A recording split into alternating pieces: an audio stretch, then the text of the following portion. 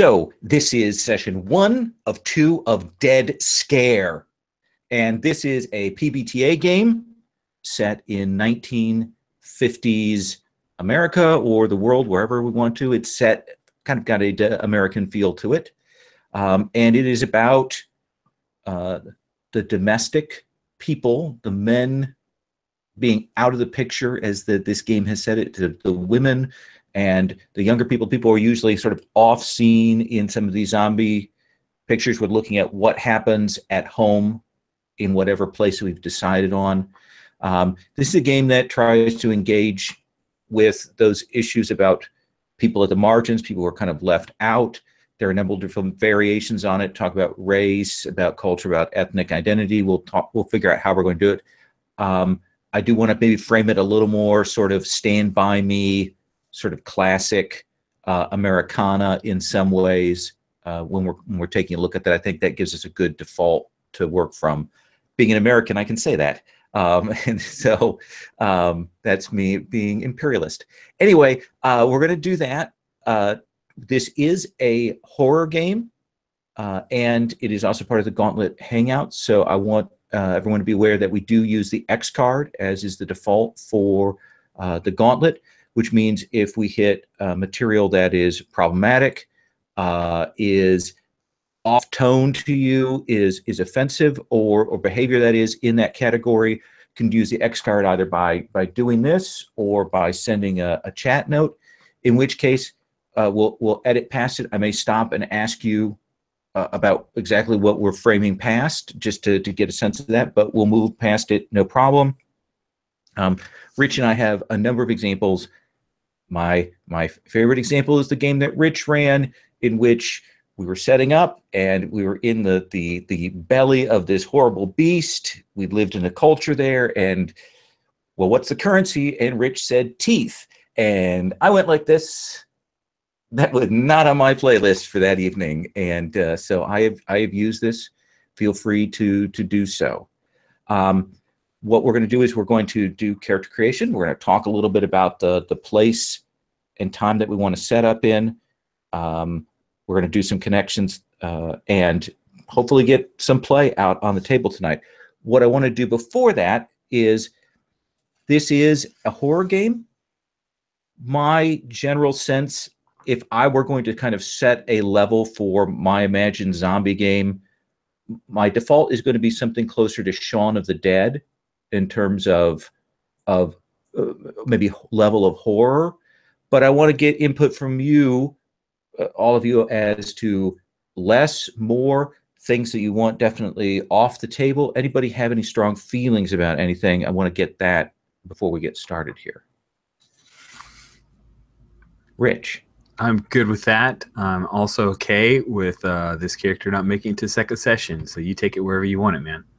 Okay. Okay. Anybody else have strong feelings? Anything that definitely don't want? Well, I second that. I love horror, so that all sounds fantastic to me. Okay. Okay. And anything anybody definitely does want, that like, we got to hit this particular beat?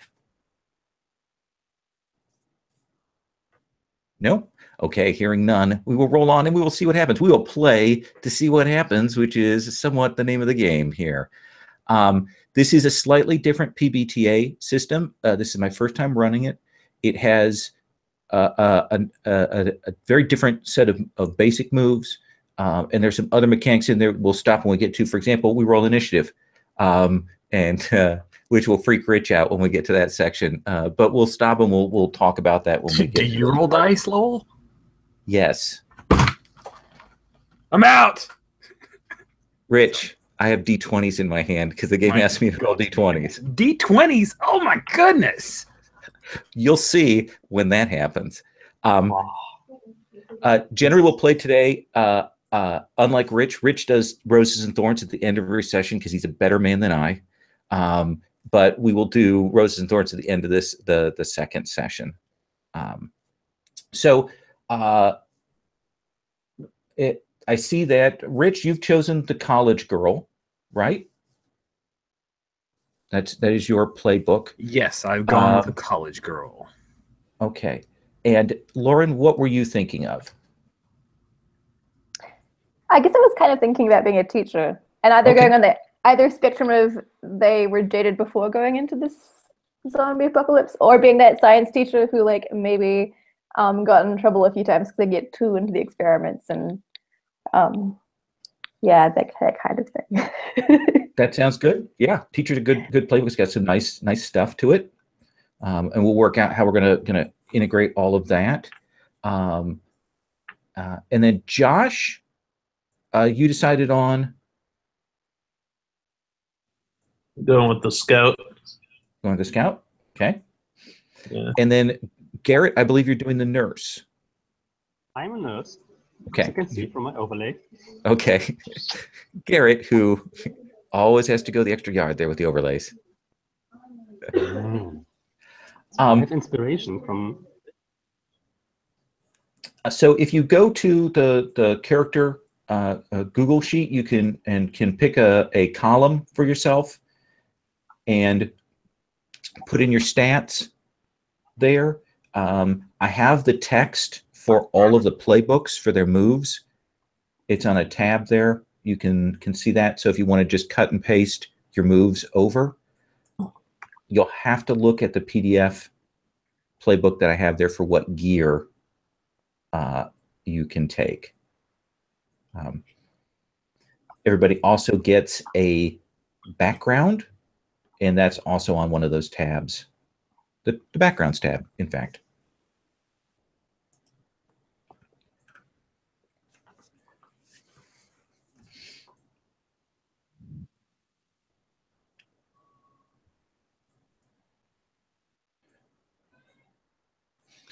I can hear my niece playing Overwatch, screaming in despair in the other room. So that is the soundtrack of my life.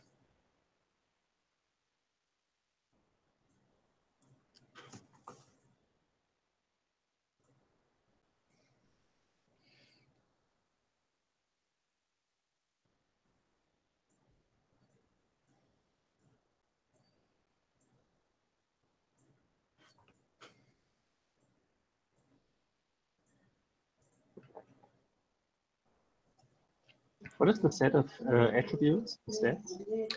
It is spunk, heart, smarts, brawn, and congeniality, and it's +1, +1, 0, -1, -1. Oh.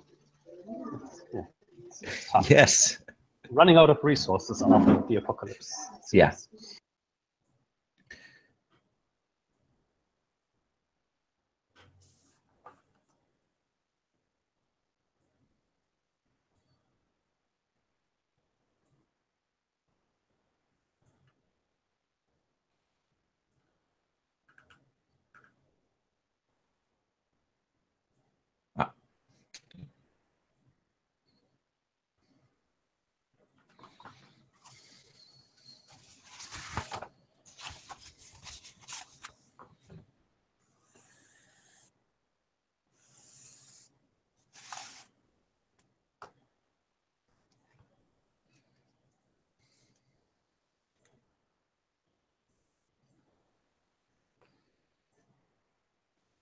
Now, I was a little confused looking through some of the playbooks. Yeah, sure. Like I did notice, like it's mostly on the adult ones. Mm-hmm. It'd be like, take this move plus 2 more, but then there were only 2 more. That is in fact correct. So, That is how the rules are written. I was a little confused why it didn't just say these 3 are your starting moves. I had the same question. Okay. I'm trying not to be a smart ass. I am trying to wrestle. There are some oddities in the rules here that stands out as one of them about how they frame that. Was it originally written in English? Yes. Right. I was just saying maybe that could be why, but nope.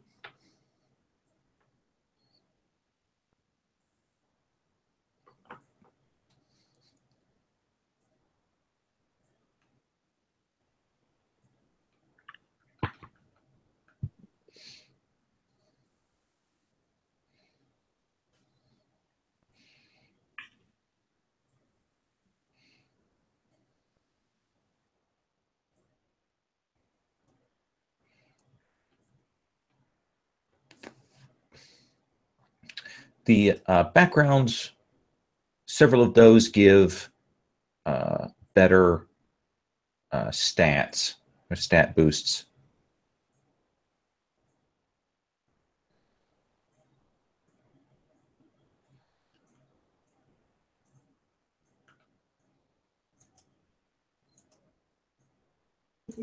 Is there a hidden skill called Moxie?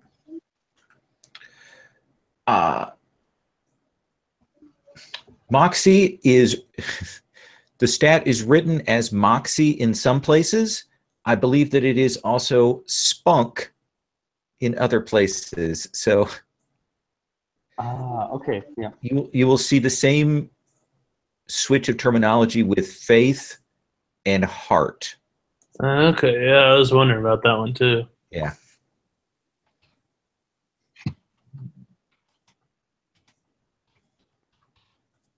All right.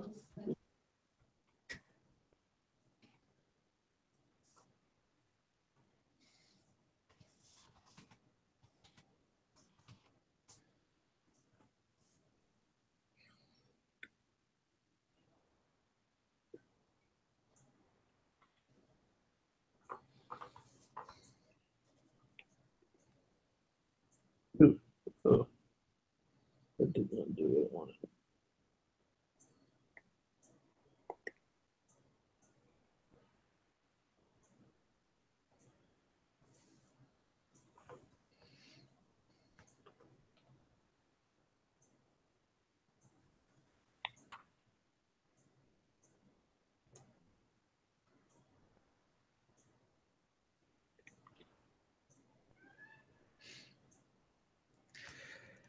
I did know as soon as I saw that there was a baseball reference in the game, Rich, that you would be taking that. Yes, sir.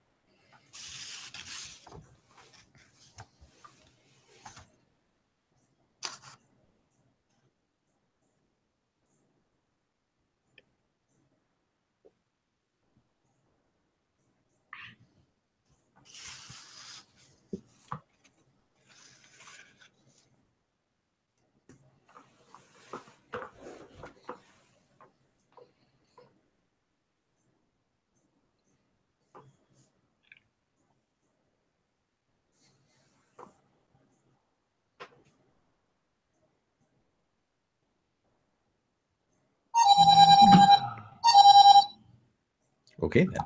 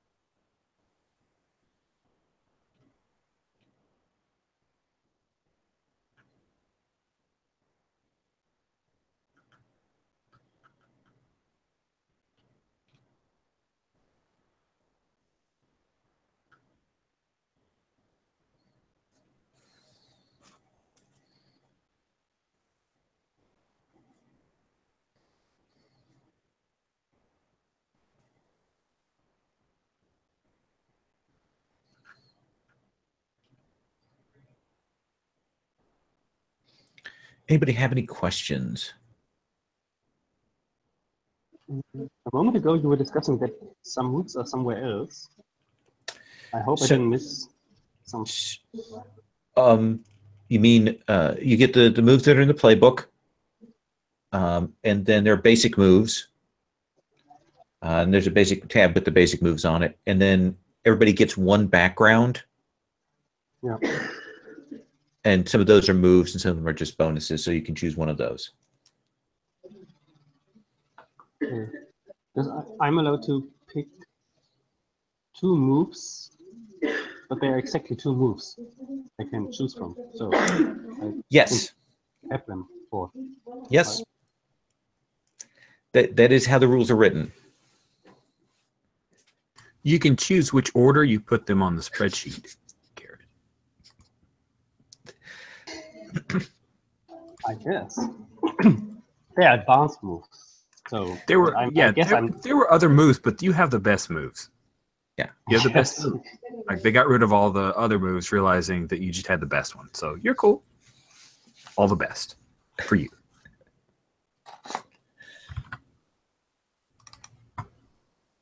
Backgrounds already? Yeah. If nobody minds, I have an idea why Marcy came from money or how it impacted her upbringing. So if somebody really wants that, that's fine. I can find something else, but that was the first one that appealed to me. So anyone want the comes from money, grew up with money background? Okay, cool.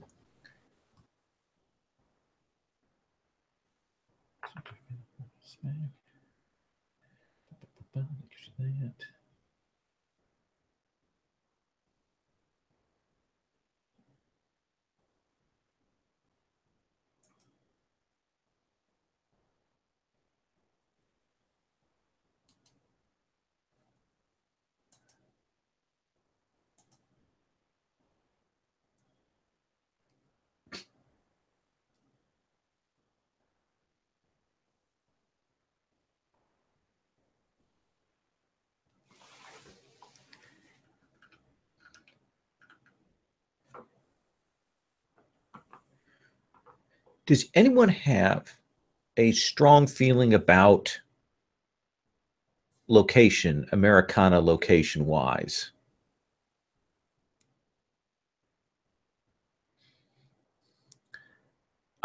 Then I would like to propose, if it is okay with everyone, that we are you are in a suburb. We are a suburb in Florida. We are one of the sort of suburb commuter areas for Cape Canaveral. Cape Canaveral is the launching pad. 1959 is when NASA actually takes over from the military. So there's that kind of changeover going on there in the late 50s.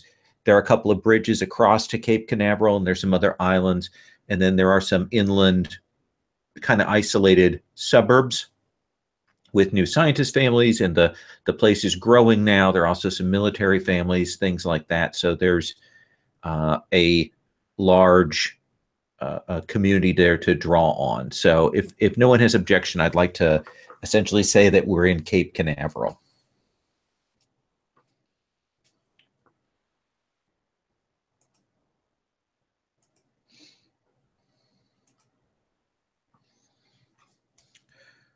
What I think I want to do then is, with that in mind, I want to have everybody introduce their character. And then I'm going to ask you some questions about the neighborhood. I'm going to kind of go around, do some leading questions about the neighborhood, about the area you're in. I'm going to ask you to establish some NPCs and to come up with some gossip, both about other PCs and perhaps about some of the NPCs, to kind of build a picture of the area we're in. So I want to start with Rich. Can you tell us about Marcy How am I saying that? Betancourt? Betancourt, yes. Marcy Betancourt. Betancourt. Oh, yeah, let me take out that N. That is confusing. No, I did want that. Darn it. Marcy Betancourt. Betancourt, okay.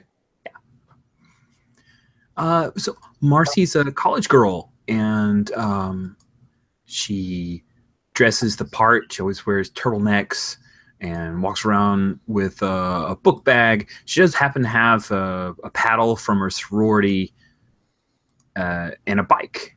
She's pretty good on her bike. Her mom played a little bit of baseball, and that was pretty great. Well, I never saw it, but I heard that, and it was great. And so, yeah, she taught me how to pitch, and I played in some dirt lots before I started looking girlish, and then that stopped. Because nobody wanted to get beat by a girl. That's okay. I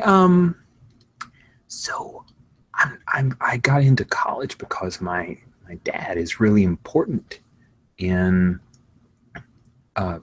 NASA.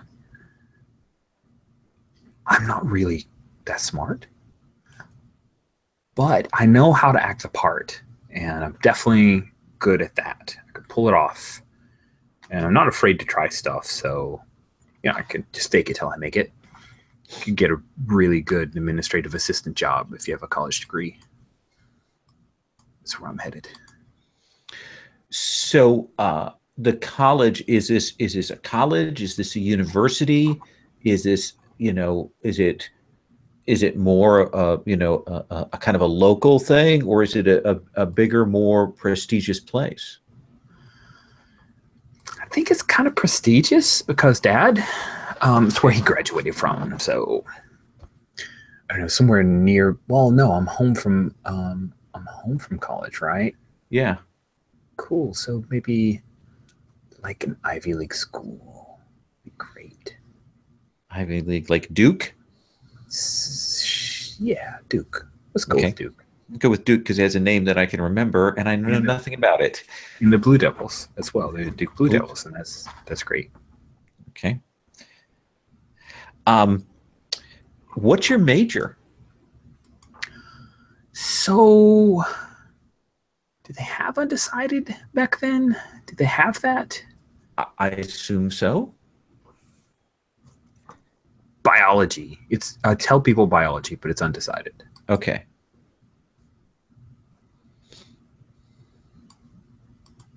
Probably business. No. Still I'm deciding. Not sure. Yes. Did your mom go to college? No. No. Okay. She's so proud of me. So proud of me for going to college. And so you mentioned your parents. Are you a more recent arrival here, last couple years, or were you okay?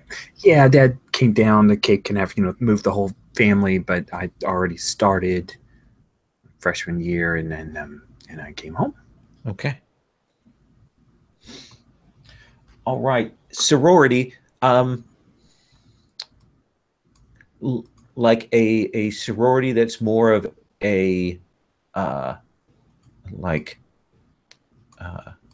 do I put this? A networking sorority, or more of a charitable sorority? What do you imagine the emphasis of your sorority is? Oh, so the national chapter is very big on networking, and my father was impressed with the Omega moves, but the actual Duke chapter is kind of party-ish, like Animal House a little. Oh, okay. A little irresponsible. Fair enough. Tell me this. You've got the saw it on the silver screen move. Mm-hmm. What is it that you're picturing of that? How does that play into your character? Yeah, so let's see here. Just making sure I jive with a move. Sure. The way I see it is that most women of the time have been told over and over that they're only fit for staying at home and making babies and all that stuff. And Marcy has gone out of her way to see movies where women might actually accomplish things, and she's read about women across history and remembered some parts of it. So I think it's just she has less innate fear of doing stuff that's a little weird. She doesn't mind getting a little dirty. She doesn't care so much about grease on the back of her knuckles, kind of thing. Does that jive? Yeah. Did your mom during World War II? Did she work in a factory? Yeah. Okay. Absolutely. Okay. Until she met Dad, and then of course he wasn't going to have that because, you know. Fair enough. All right, I'm going to think about that, and I'm going to come over and I'm going to talk to Sarah, our nurse. Sarah, can you please tell us about yourself? Yeah, when I get my apple out of my mouth, because an apple a day keeps the doctor away. And doctors are the most annoying thing in hospitals, actually, because the nurses are often much better equipped about what has to be done to the patients. So I was working in a big hospital in the city, and we were really having a good time there, as long as the doctors were not around, because they are lazy asses, honestly, really. So I was quite happy to move out of the big city and into the suburbs, because there I have even more freedom to do like what is necessary to be done. And I have my chloroform with me. Chloroform is helpful if patients need to relax a little bit, I would call it. Yeah, that would be good. So I learned quite a lot. However, as a kid, I was a troublemaker, they called me. I wouldn't call it a troublemaker. I was just asking more questions than my peers. And I wasn't happy with all the answers I got, honestly. So being a nurse is a good step forward in learning about the world. And yeah, I'm still single. Somehow it's difficult for me with men. Who cares? I mean, I'm quite busy with my job anyway. Do you imagine that you're working at the school, or do you imagine that you're working at a local clinic? What is your role in this local community here? What's your nursing duty? They call it a clinic, but well, it's actually a bigger house, and on the first floor, the mayor is doing some things like this, like a first aid room, but it's at the same time the fighters also have their equipment there, and on the first floor, like we have our patients, and they call it a clinic, but it's rather small. But there are no doctors, no permanent doctors. Okay. That's part about it. So any doctors you have are going to be having, doing stuff out of their own houses. This is sort of the mayor setting up some fallback. Okay. Community health care, health clinic, whatever they call it.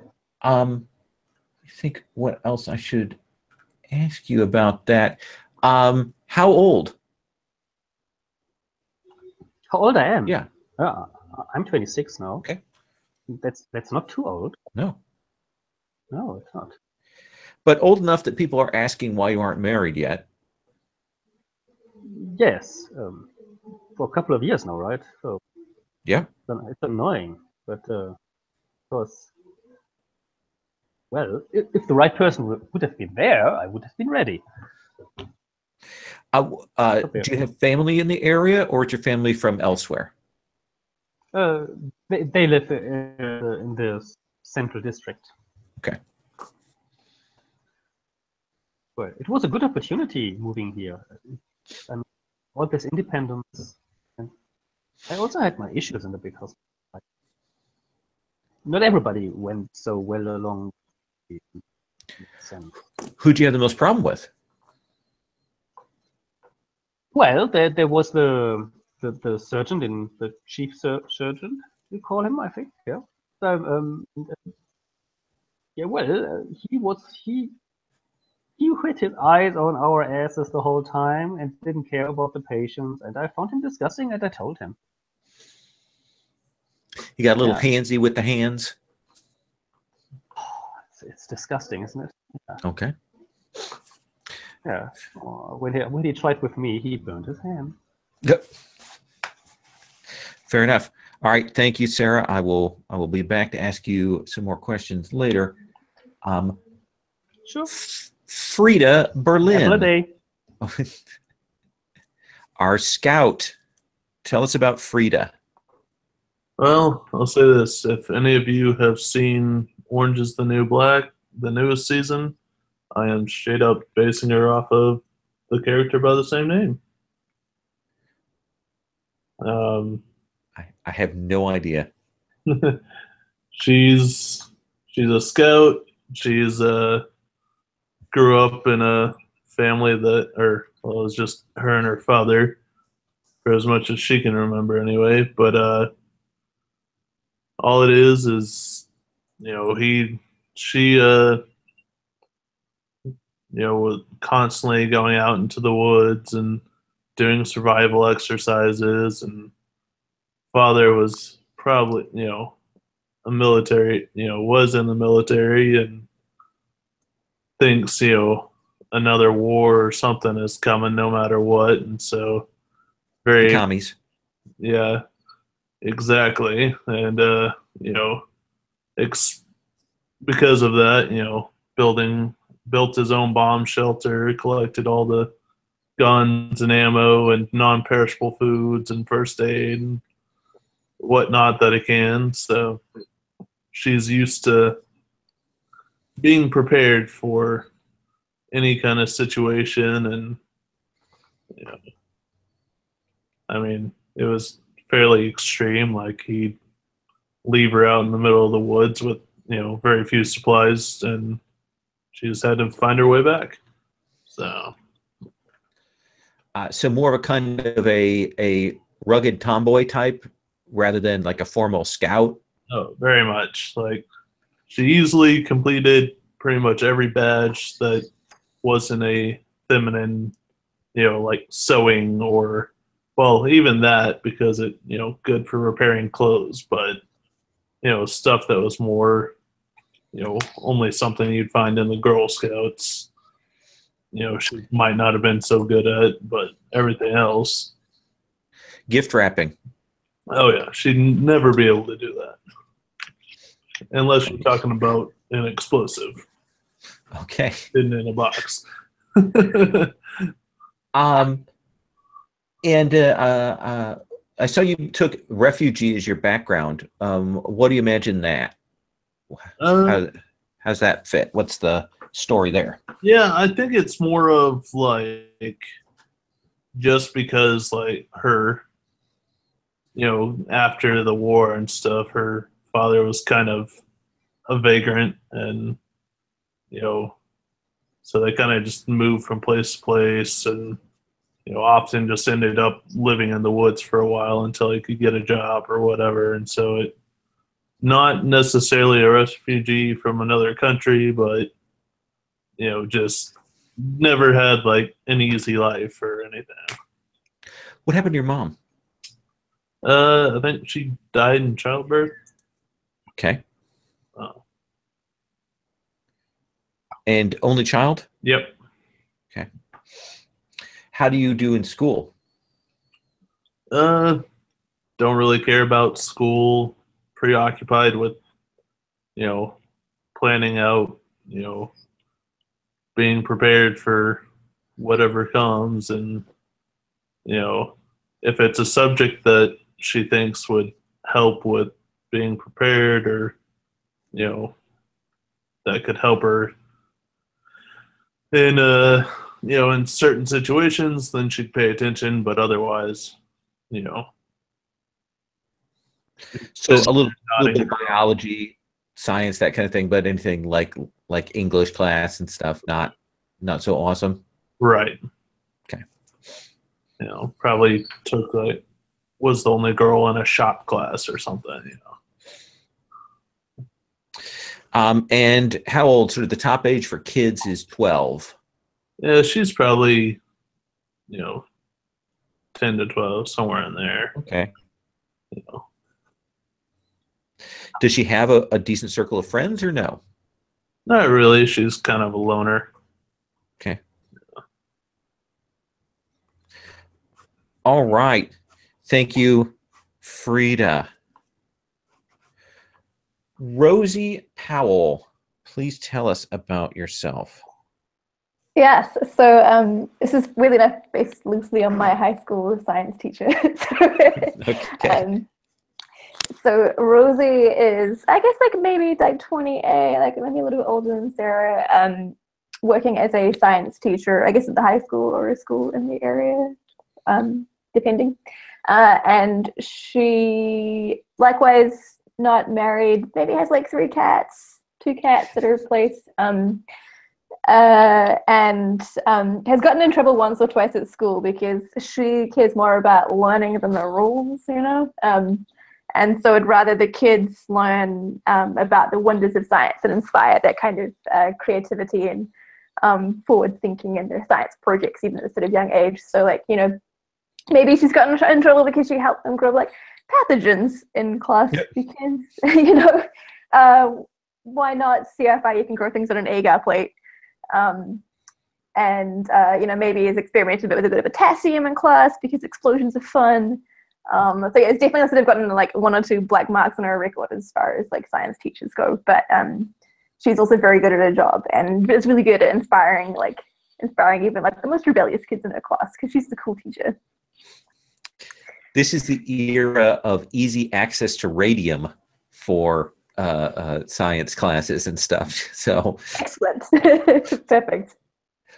So what is the class pet that you've decided on? Oh yeah, I kind of like, let's go with like what we typically usually have. Maybe a snake, because it's kind of cool. Florida is tropical, so snakes are very common. Perfect. And all kinds of unpleasant snakes as well. What is she from this area, or did she move to here? I think she's from this area, like a lot of her family's here. Maybe she's like a bit of the black sheep of the family. Everyone else is kind of normal and settled down. And, you know, when she goes to Christmas, the parents are kind of like, so when are you going to, you know, become an adult and do adult things? And she's like, you know, she doesn't really look forward to Christmas or any of that kind of thing. So kind of pictured as a spinster, a little bit by the family, or maybe a family's a little bit worried about when that's going to change. Yeah, definitely. Very conscious of the fact that she's nearing 30 and is deviating significantly from like the pathway that everyone else who likes to stay in the town has gone down. And outside of school, what does she do? Does she do anything that is a striking hobby? Ooh, I kind of want to say she go like, I don't know, goes for gun range, just based on like the tenor of the game we're playing. But no, yeah, I feel like she does a lot of reading, maybe a bit gardening. If I'm allowed to, maybe something a bit more dangerous, like maybe she does like, I don't know, like a sport, maybe badminton or a martial art of some kind. Okay. Yeah. You're free to describe that in the fiction. Okay. So yeah. Cool. Absolutely. Let me think. And what is she? Describe to me again. What is she? If we see her, what is it going to be her typical attire, her typical dress? Oh yeah, good question. So I think she sort of high tight bun, glasses. Over the day that gets a bit messier. And you know, so I guess she dresses quite formally for a school, like jacket and stuff. But every now and then there's like some questionable stains on it from like the science experiments that she gets up to. Yeah, dressed quite proper. Okay, lots of chemical lab stuff. All right. Is she regarded as a crazy cat lady yet, or is she just starting down that path? Yeah, she's probably just starting down that path. There's definitely sort of like rumors, and you know, people are looking at her going, well, like now it's time to settle down. Okay. Excellent. So the next piece of piece of mechanics from the game has us generate gossip.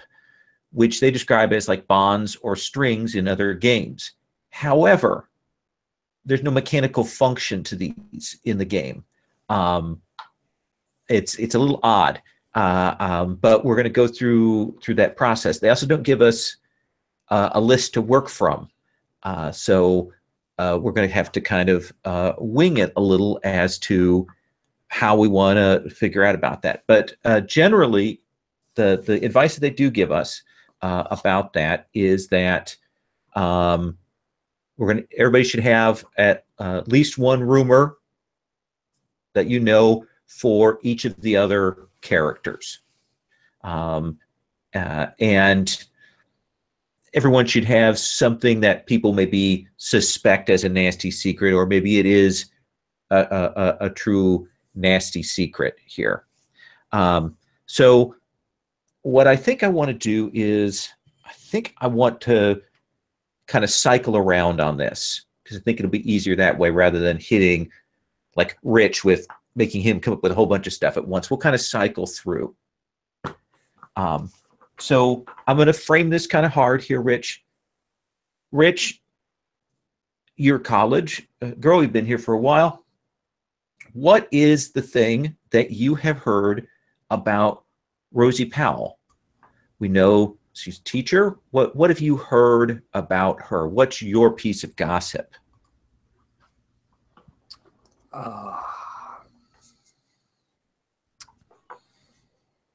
Wow, the first thing that comes to my head is that this snake isn't the first class pet that she's had. That quite a few of them have gone up missing, and there are rumors that she eats them. There are rumors that they just die because of poor care, and there are also rumors that she stole them. I'm thinking she stole them. Okay, so you think that she steals them. Does that fit for you, Rosie, as something that's going around about you? I think that makes a lot of sense. You know, she's a mysterious person. She has 3 cats, might be cat food. You know, she might just be hoarding animals at her house because she's crazy. That's awesome. I love it. Thank you, Rich. You're welcome. Let's come to Sarah. Sarah, you are a nurse. You've been here for a while. You probably know at least a little bit of the Betancourt family there, and Marcy is. What is the word about?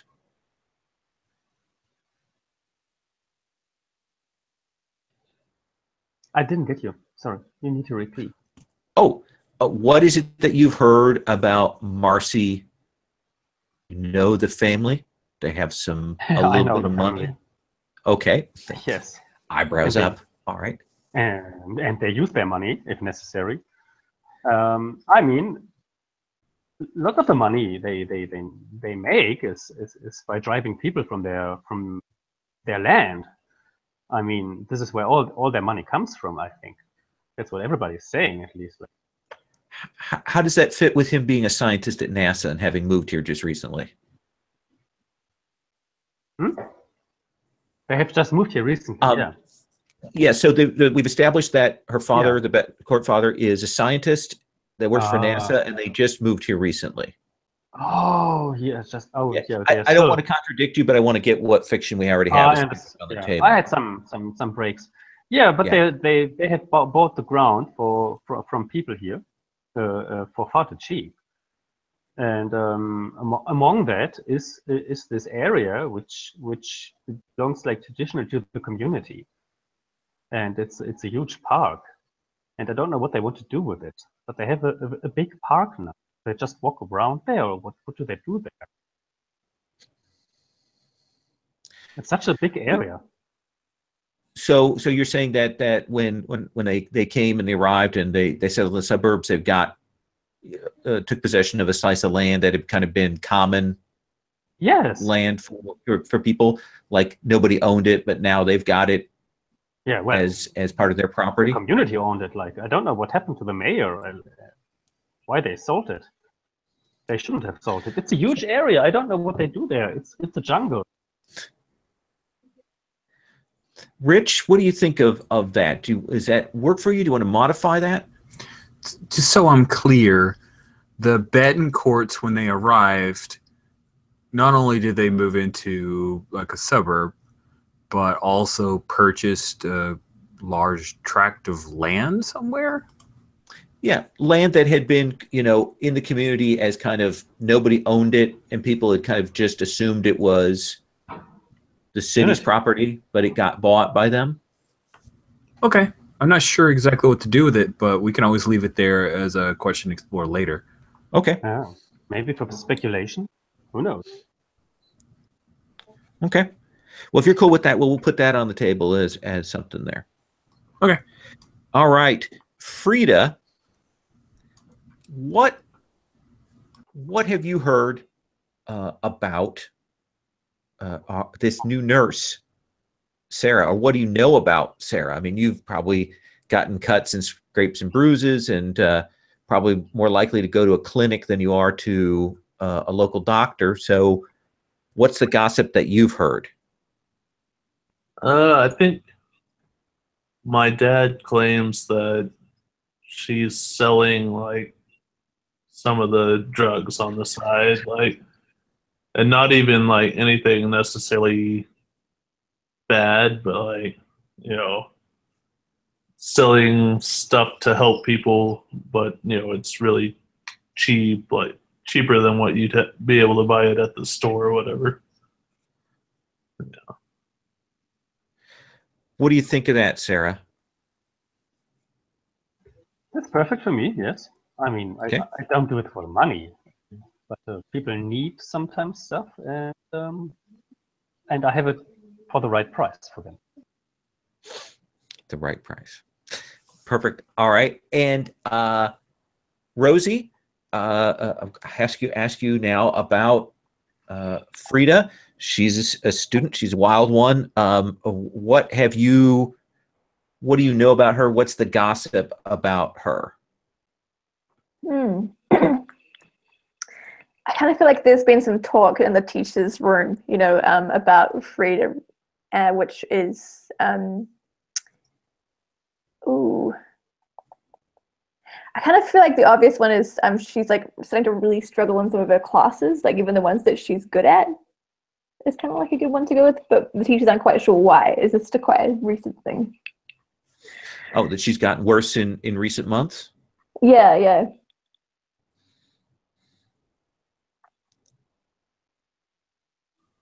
See that? Does that work for you? Yep. Yeah. Okay. No problem there. Marcy, I'm going to again direct you. We're going to do another round, me directing, and then I'm going to do a more open question here. Sarah she's been a fixture of, not Sarah, I'm sorry, Frida has been a fixture of the community, this kind of wild kid. What have you heard? What's the gossip or scuttlebutt about her or her father?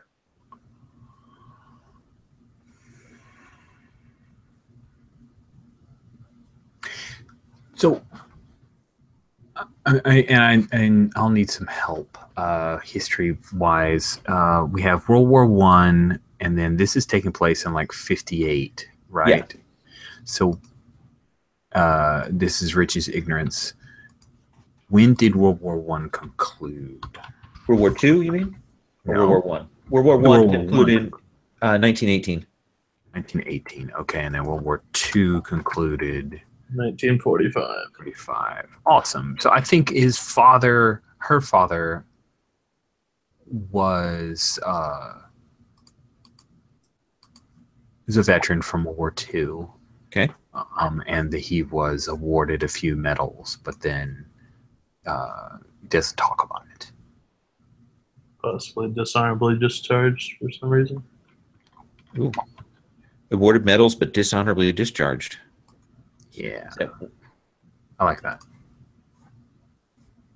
There's a mystery there. All right.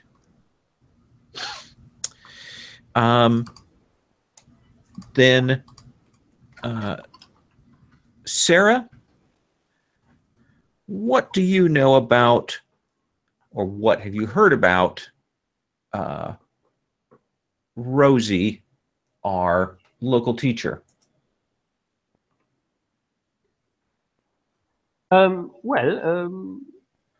She doesn't go to the doctor, but she has her own way of treating herself.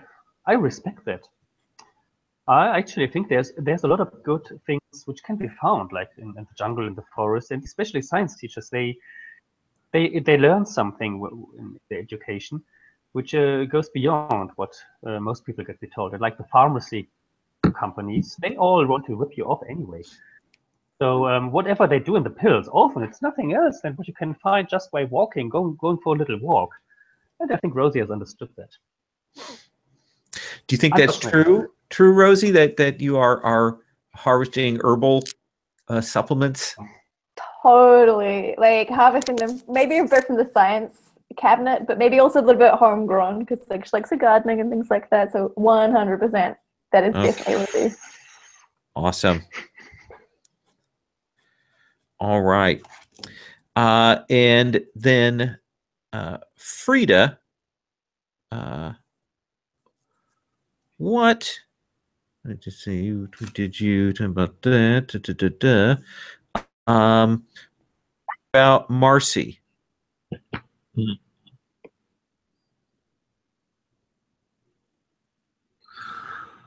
I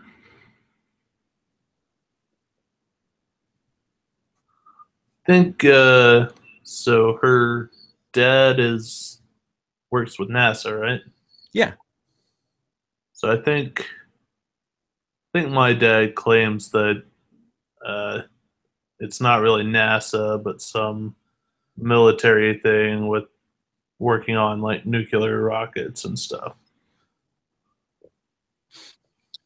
Secret project, Area 51, Operation Blue Book, all the crazy conspiracy stuff. Maybe that's what that tract of land they bought is for, is that's where they're putting it. Interesting. I like that. And Rosie, what have you heard about Sarah, this nurse? So correct if I'm wrong, so Sarah's kind of moved recently from a bigger hospital to this area? Yes. Yep. So like recently, last year. Yeah. So I kind of feel like whatever Sarah said about why she sort of made that move, there's been rumors about how there were darker reasons for her to come to our little area. Like she's unmarried. She says she's unmarried, and I'm not sure if she's told people that she's ever been married before. But there's rumors that she she fled her previous marriage to come here. Oh. Yes, yeah. Interesting. Is that nobody knows? Okay. Do you think that's true? Not true, Sarah? Well, there is like with so many things, there's always a little grain of truth in there. Sometimes a little larger. And yeah. I hope he doesn't find out where I am, and neither my family. Really, I really hope they don't. Okay. I like that. Marcy, tell me about someone weird in your little suburb. We know the suburb has a little kind of like local mayoral thing, has a little office there. We know it's got a tiny little firefighter station. It's got the most basic of sort of downtown. It's got a little school, got a little baseball diamond. We probably got, little shops and things, but it's not huge. So people do know each other. Who's the weird person around?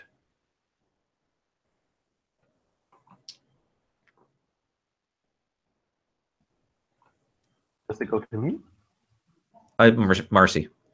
Marcy. You said Marcy. I'm glad you asked that question. So there's a weird person around. I was hearing the Yeah. question, but I just didn't realize it was directed at me. I apologize. So there's a weird person It's around like when they which called area? my name at the Ennies, and you're like, oh, Yeah. It was- Lil's going to be so happy. I should go up and, oh, wait, I should go up and get that. yeah, I should go get it. Yeah. Thank God he won.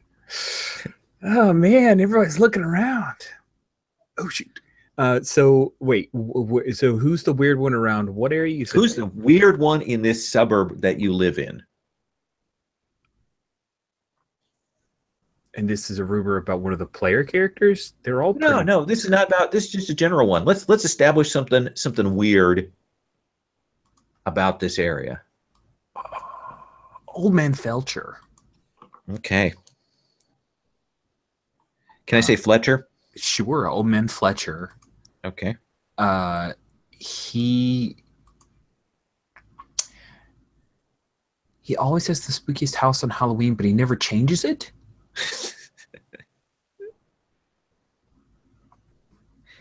Has he been here a long time? They built the neighborhood around him. That's what I've heard. His house is the one that looks odd because everyone else's house looks exactly the same. Slightly different shutters, different color paint. There's a let's just say that there have been a lot of, this is my mom telling me this, a lot of calls about the length of the grass, the newspapers that are piled up. There's a push mower, a manual push mower thing with the blades, and you can see the rust along the blades. It's just sits there in the middle of the yard. It's a bird feeder, but crows have driven away all the nice birds. It's terrible. I love it. Like a fence that's kind of bits and pieces are kind of out of place. Mm-hmm. Mm-hmm. Awesome. Yeah. Sarah, you mentioned the mayor to us before. What is the mayor's name and what is he like?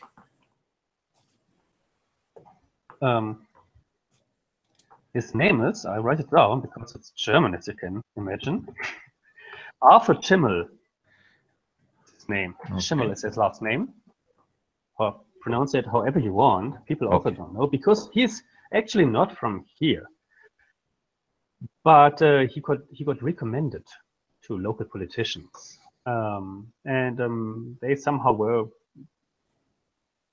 were supposed to put him on the list and become mayor. So he's not from here, and he has ambitions to also move on. So this is just a temporary thing for him, and he has to prove to higher positions that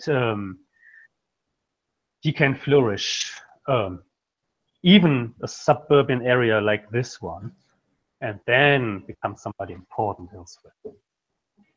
So part of the Miami political machine, and kind of put out here. Yeah, he is always out for the press, and yeah. The press being a 2-page sheet that is put out weekly here in the suburb. Right next to the medical center. Awesome. Frida, who is the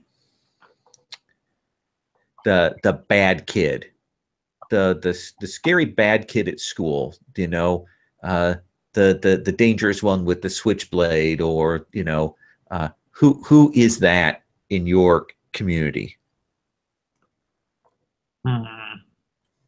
It's a little boy named Jimmy. How little?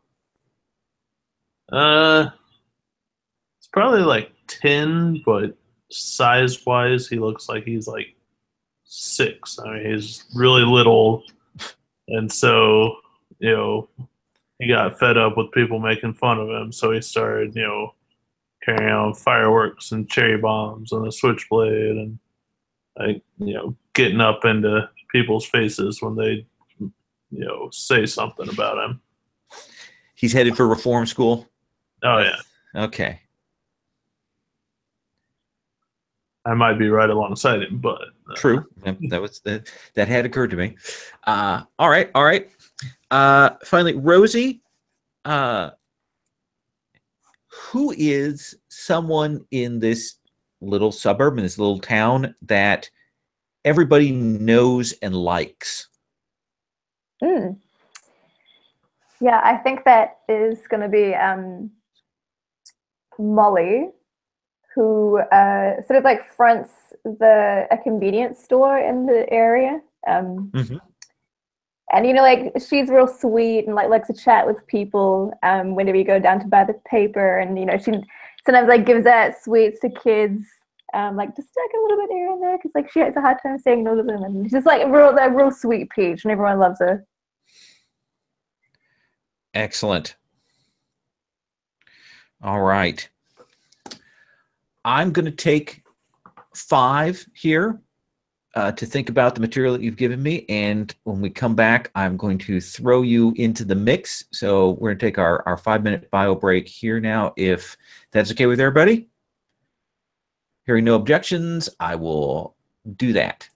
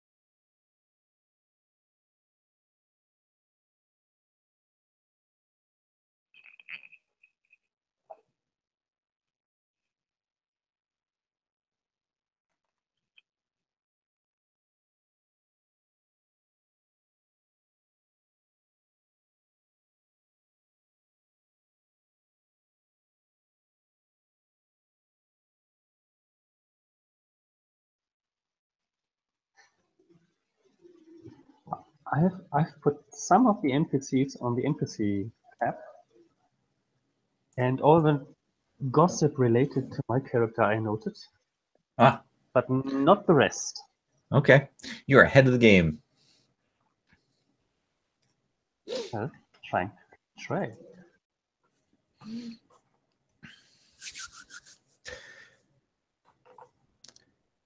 So it is towards the end of summer. We're in those last few days before classes start, when the kids have to go back, when Marcy, you have to, do you fly or drive back to Duke?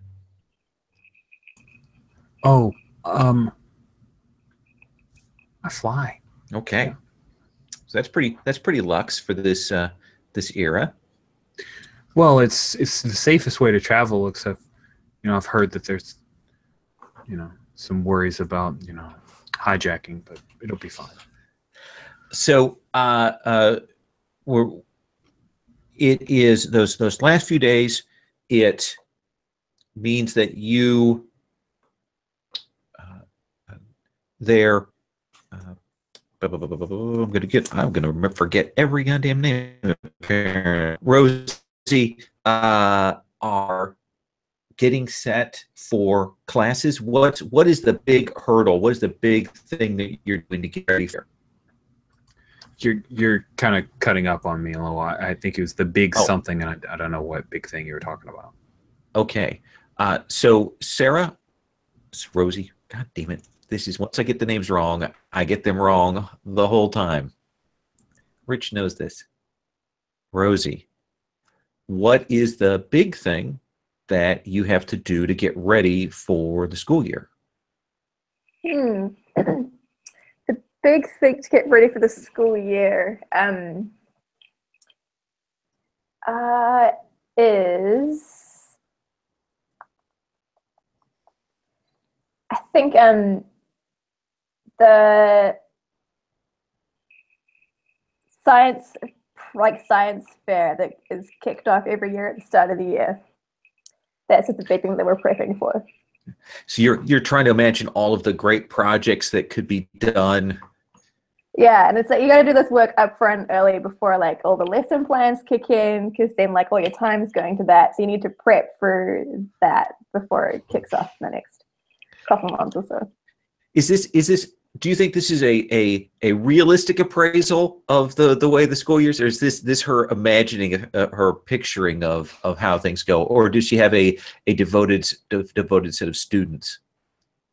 Oh, I think this is definitely her imagining how it's going to go. Like, this is her passion in life, and she is going to make sure this is like, done to perfection. And maybe she like has like a little like a teacher's pet kind of kid that likes to help out with that kind of thing. But yeah.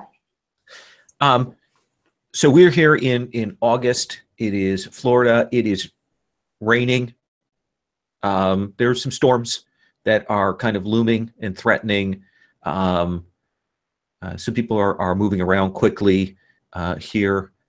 There have been some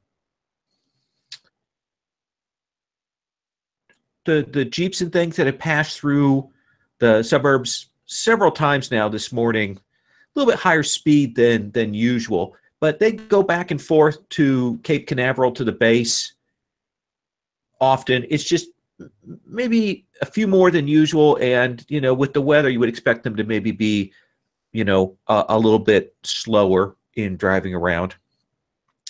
Let me ask you, Sarah, why are you at the school right now? There are no students there. It's before the school year, but what has brought you to the school? Well, there's this first aid training everybody is expected to attend at the school, like including the housekeeper and everybody. But where are they? I'm there in time. So there are probably a couple of teachers. There's probably maybe the janitor, but some of the other staff haven't shown up. What what was it that kind of forced you, Frida, to be there? Did you sneak in, or were you forced to be, or is there some long-term plan? Why are you here? I think maybe I was there to, because I always, whenever the science fair comes up, I usually have to go through several things because they get shot down for being too gross or whatever. And that's kind of like one of the few things she actually gets into at school. You know, she wanted to do like how to skin a deer or something like that. What ended up being your project? She's trying to get it okayed with the teachers. What ended up being your project last year? I think it ended up being something she hated, like the baking soda volcano or something. Got the sad project. Marcy, what collision of circumstances and events has put you at the little, essentially, classroom building? How big is it? Is it 2 stories, 1 story? How many classrooms do you imagine this place has? I think the teacher should answer that one, right? It's kind of her. Okay. All right. How many? I think like 2 stories, maybe like 8 classrooms. Is that Okay. a good number? So they've got, you know, some specialty classrooms and things like that. So Marcy, what has brought you here? Why are you here? Right. So I was driving Dad's car and someone hit me and then ran away. Okay. Like, drove off. And so I need to call the police because I'm in a lot of trouble. How bad is the car? He like scraped along the side, and it's really nice. It's got those white walls, you know. It's a rag tops, nice, huge. It's like a Fairlane, baby blue, gorgeous thing, and he just like scraped along the side of it. I stopped, and the guy just zipped past me. Like, I don't even know what his problem was. Yeah, might have been an army person. You saw the car had the little flag on it, took off, didn't stop.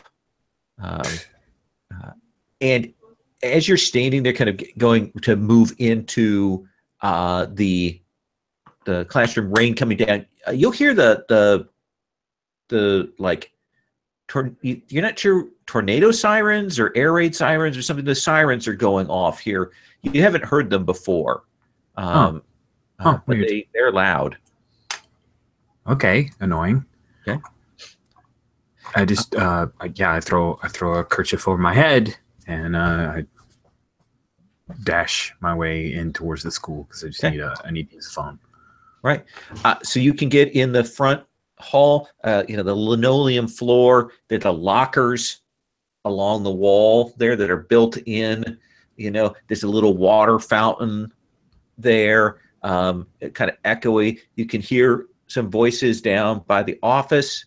That you can see that there's some people talking down there. Looks like the teacher that you recognize. See the doctor's there, and there's a young girl, pigtails, maybe a little bit disheveled, who is clearly kind of waiting around for the teacher's attention. And when the doors open, you 3 are down there, probably talking. There might be a big percolator coffee maker that you've put there. It's, you know, gotten the pretty horrible coffee, but you're waiting around, figuring out what you're going to do next. When you hear those doors open to the school, and you'll hear the siren come in. You know, when it opens up, the noise gets louder and then kind of shuts, and you can hear the rain out there. So what do you do, Rosie? So this week, sirens are going off, and there's like people around the corridor. I'm gonna. Yeah, you can see Marcy, this woman you'll recognize, this college girl. Marcy has come in. Sirens are going off in the distance. Rain is coming. Hearing that. I guess I'm gonna. It doesn't sound like the fire alarm, right? Again, it's like no. so weird. I'm gonna try to bustle off to maybe the teachers' lounge, or see if I can find any other teachers. All right. On the sirens for. You can go to the teachers' lounge. Looks like, again, you're super enthusiastic, so there probably isn't anybody around. But you can get into the office, if you need to get anything, telephone, radio, whatever, you can do from there. But it doesn't look like anybody's around. Weird.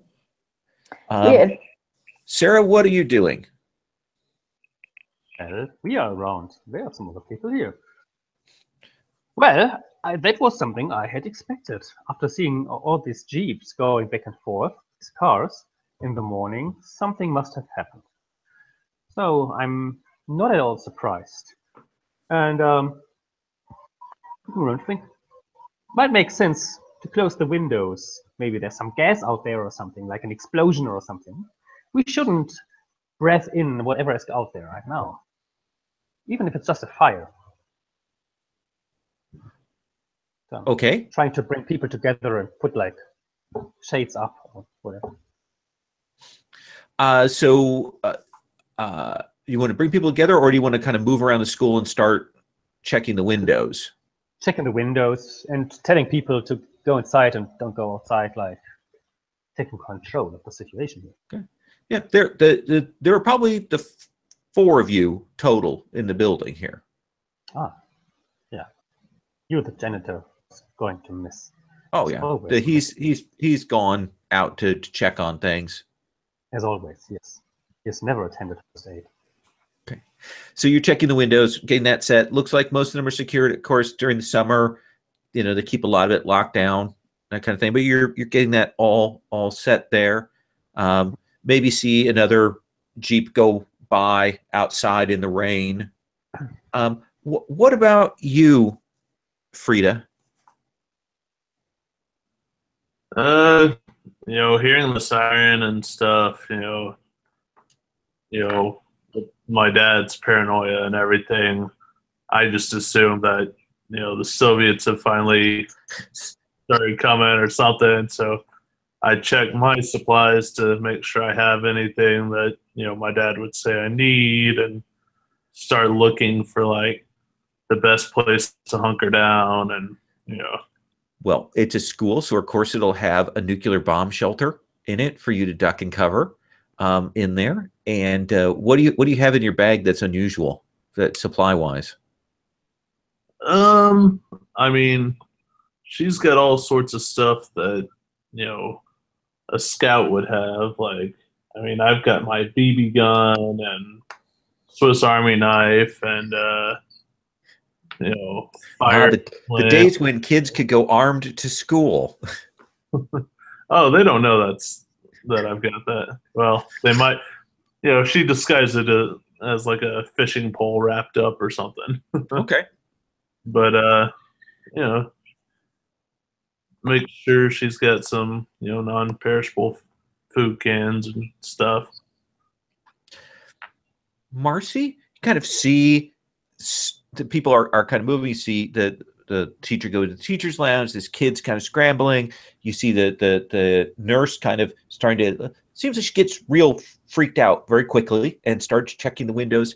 And you kind of maybe getting ready to move in, and you'll hear boom, and it's the sound outside of a car hitting your dad's car where you parked it. You hear that crumple and give, like something just T-boned there. Oh, jumping Jehoshaphat. I open the door and I look outside. I have to see. Open the door. Rain is kind of coming down. It's hard to see, but you will see there is a car, and it has slammed into your dad's car, pushed it up onto the sidewalk. You can see it has actually, the one of the tires is bent, so clearly the drivetrain is busted. And this guy hit this car fast. He is actually on the hood of his car. He flew out that front window, and he is laying there. What do you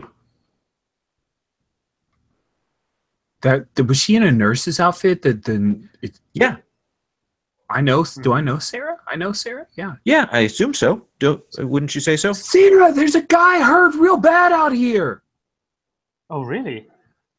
Does it have anything to do with the explosion or whatever is going on, or the gas coming out?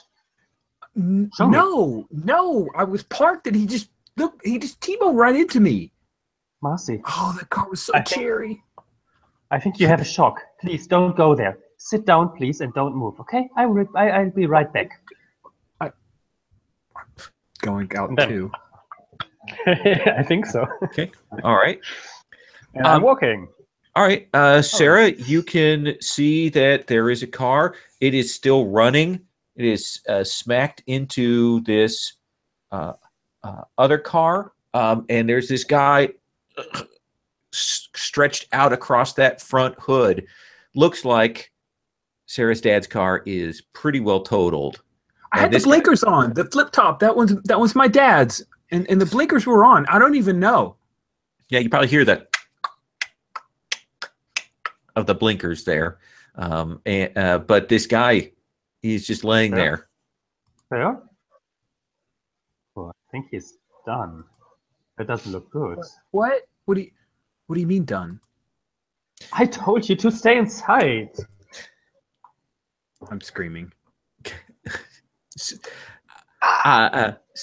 So why don't you make a smarts roll for me there, Sarah? Yes, I think so. Yes. Where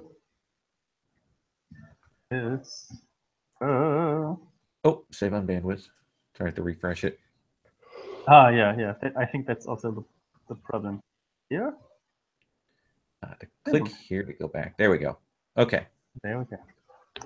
Completely exciting. Makakis. Yes.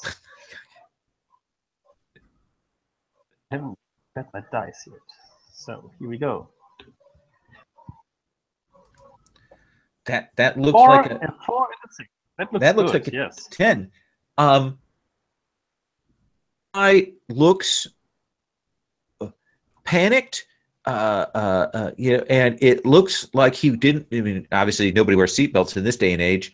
But he looks very badly wounded by this. He's not dead. There's kind of a shallow breathing from him, but he's got a really nasty gash on his forehead here, and you can see there's glass embedded in that, and probably glass embedded where he kind of came through the window, kind of on his midsection there. It's going to be a very difficult task to extricate him. Yes, and also his leg doesn't look so good. Like the angle is quite far from natural. Well, where are the teachers? I need somebody to help me to get him down here. Okay, so you kind of turn around and kind of looked at this. You will hear another crash, and you actually see a truck come barreling down the street, and it hits this light pole, and then a mailbox, and then goes into the front of the convenience store. Big truck smashes into that. We'll come back to you in just a second. Rosie, kind of in the teacher's lounge. What do you want to do? You hear the rain outside. Eventually hear the crash. Oh, she's gonna book it to the window to see the crash. And Okay, then you look. Oh yeah, look at that body out there on the car. The car is smashed up. You're kind of watching. You see Sarah go over and start checking the body, and then behind her you'll see the boom as that barreling down the street and smashes through that front of the convenience store. Through Molly's convenience store, goes in through the front, knocks over the comic book rack, the sweets rack, all of that goes over, it's down. What do you want to do? oh my lord, immediately run outside regardless of the rain. And I'm not dressed that well for rain either right now. Okay. run across. You can get across the street there.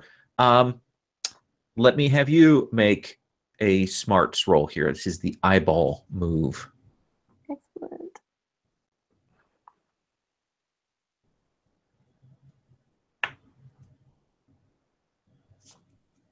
It's a 10.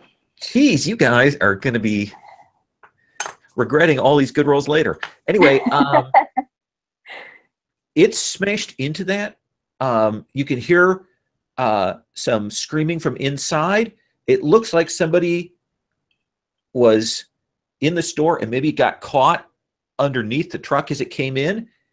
But you'll also see that there's movement in the back of the truck, like there maybe were soldiers or whatever, and that kind of got one of those wrap cloth top trucks, and the soldiers are pulling away the tarp, and they don't look well. Ooh, I'm immediately going to book it to the soldiers just by seeing that, that recognition of, oh, people who know what's going on. Absolutely. We'll come right back to you. Let's cut to Frida. Frida, you've got your thing, got your little supplies there, got your BB gun. You'll hear that boom, running, screaming, and then another crash. What do you do? Yeah, when I hear Marcy calling for Sarah that there's a guy hurt, I want to see if I can find a first aid kit and bring it out there so I have a reason to go look at the body and whatnot, because that's interesting. Okay. I would say, yeah, well, let's say I don't think it takes a roll since you're in a place that would have one. You can grab a first aid kit so you can mark down that you have one if you don't already have it on a sheet. And you can book it out there. And wow. I don't think, have you seen a dead body before, or a really badly injured body before? I think I've seen just from accidents and stuff out in the woods. I've seen my dad get really hurt or seen my own wounds, but I don't think I've ever seen a dead human body. Okay. We'll come back to that in a bit, but you can get out there. You're out there. You see Marcy. You see Sarah by the car. You see that truck. You see Rosie, who's a teacher you'd kind of think is okay, going over there to see what's going on with the truck in the middle of this chaos.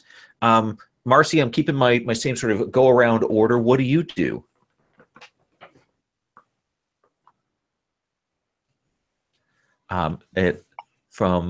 You're here, you've seen this collapse, this catastrophe happen to your father's car. Yeah, but the guy's not dead, so that helps. Yeah. Yeah, that's oh my goodness. We need to call the cops. I'm gonna call the cops there, okay? Or should I call the hospital? You get inside and first call the police. And okay. Then call the hospital, the city hospital. I think I put the number in there. It's in the school office. You find it there. Okay. And now stop screaming. And is Rosie there? Because I need somebody to help me with this person. This person is badly injured. Marcy, she kind of tells you that. What do you want to run in and? Yeah.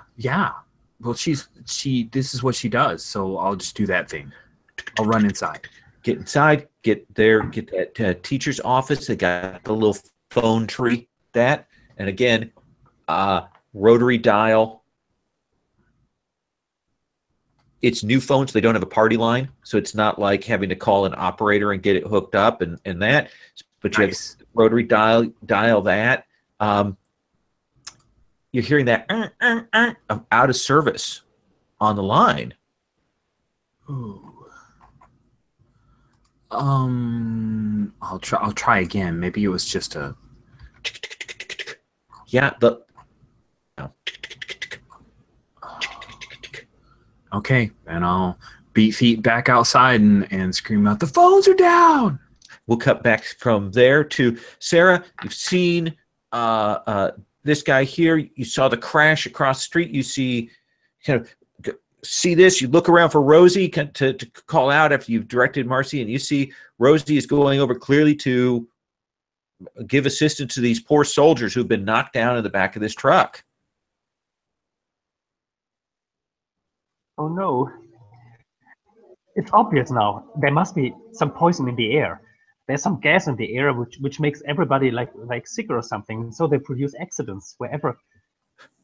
Don't breathe in.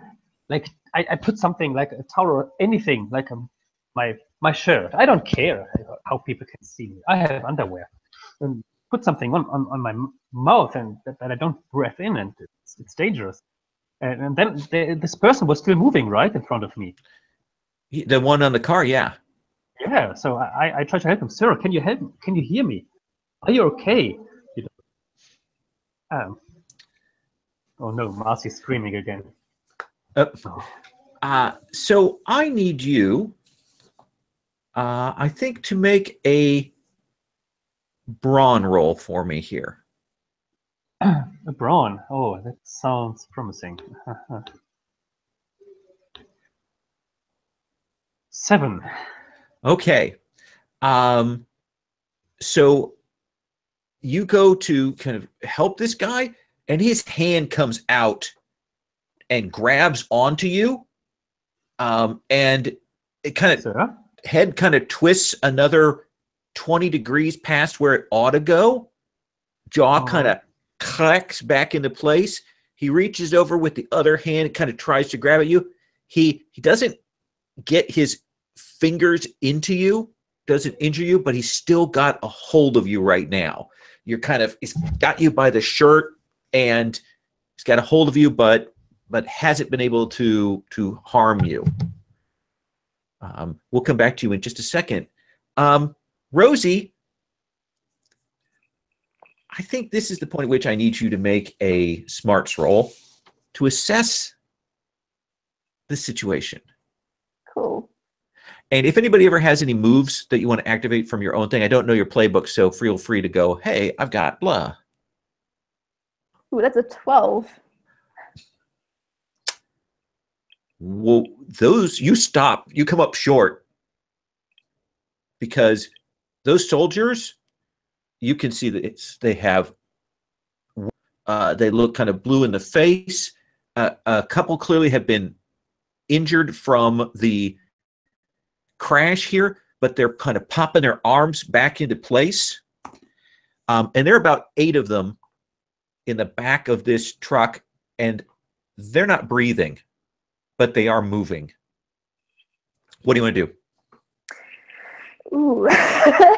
I'm assuming that no matter how much army training you have, that doesn't look quite natural. So she's gonna like sort of back off a little bit, sort of like, you know, the slow back steps as like she's assessing the situation. Right. Sort of like half the shoulder around to. I'm gonna have you make a Moxie roll for me. Cool. Moxie is, we do this courage test to see how well you do in the face of these things.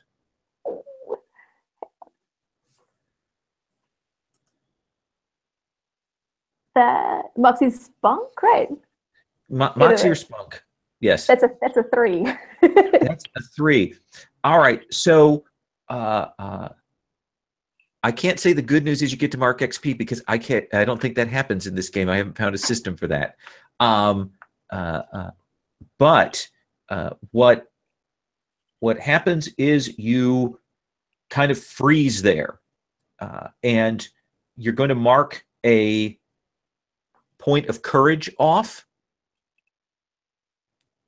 which is going to give you a -1 to future rolls until you can get yourself together. Cool. And you're kind of starting to come back, but and you want to run. But what is it that you're seeing that's making you freeze up here? Ooh, I think it's like I lock eyes with one of them, right? And there's just something like dead behind those eyes, like there's no soul.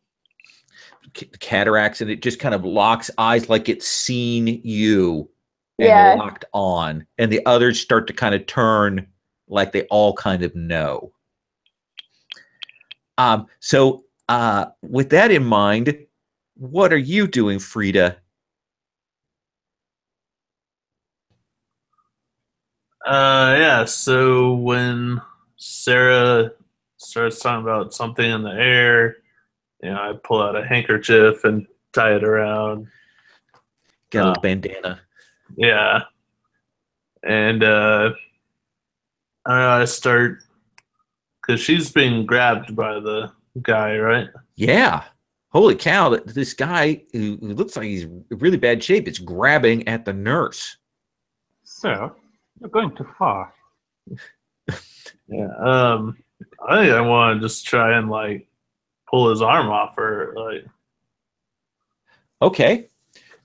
So it seems to me like you want to try and actually do some damage here.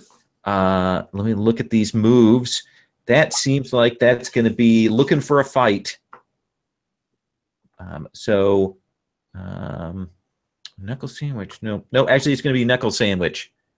okay. They're pretty close, but so this is going to be a brawn roll. And it is 2d6, right? Yes. All right. So, and that is an 8. That is an 8. So you have two choices as a player here.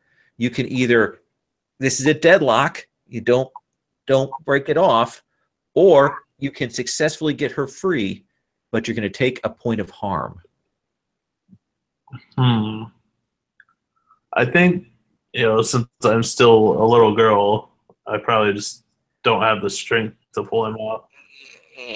Where are you grabbing this guy that you don't quite have the leverage? I think like I kind of grab, since he's on the hood of the car or whatever, reaching up, I probably end up grabbing, like closer to the shoulder and don't really have enough leverage to pull. And he is cold as the grave when you grab onto him. Can I have you make a spunk roll? Okay, and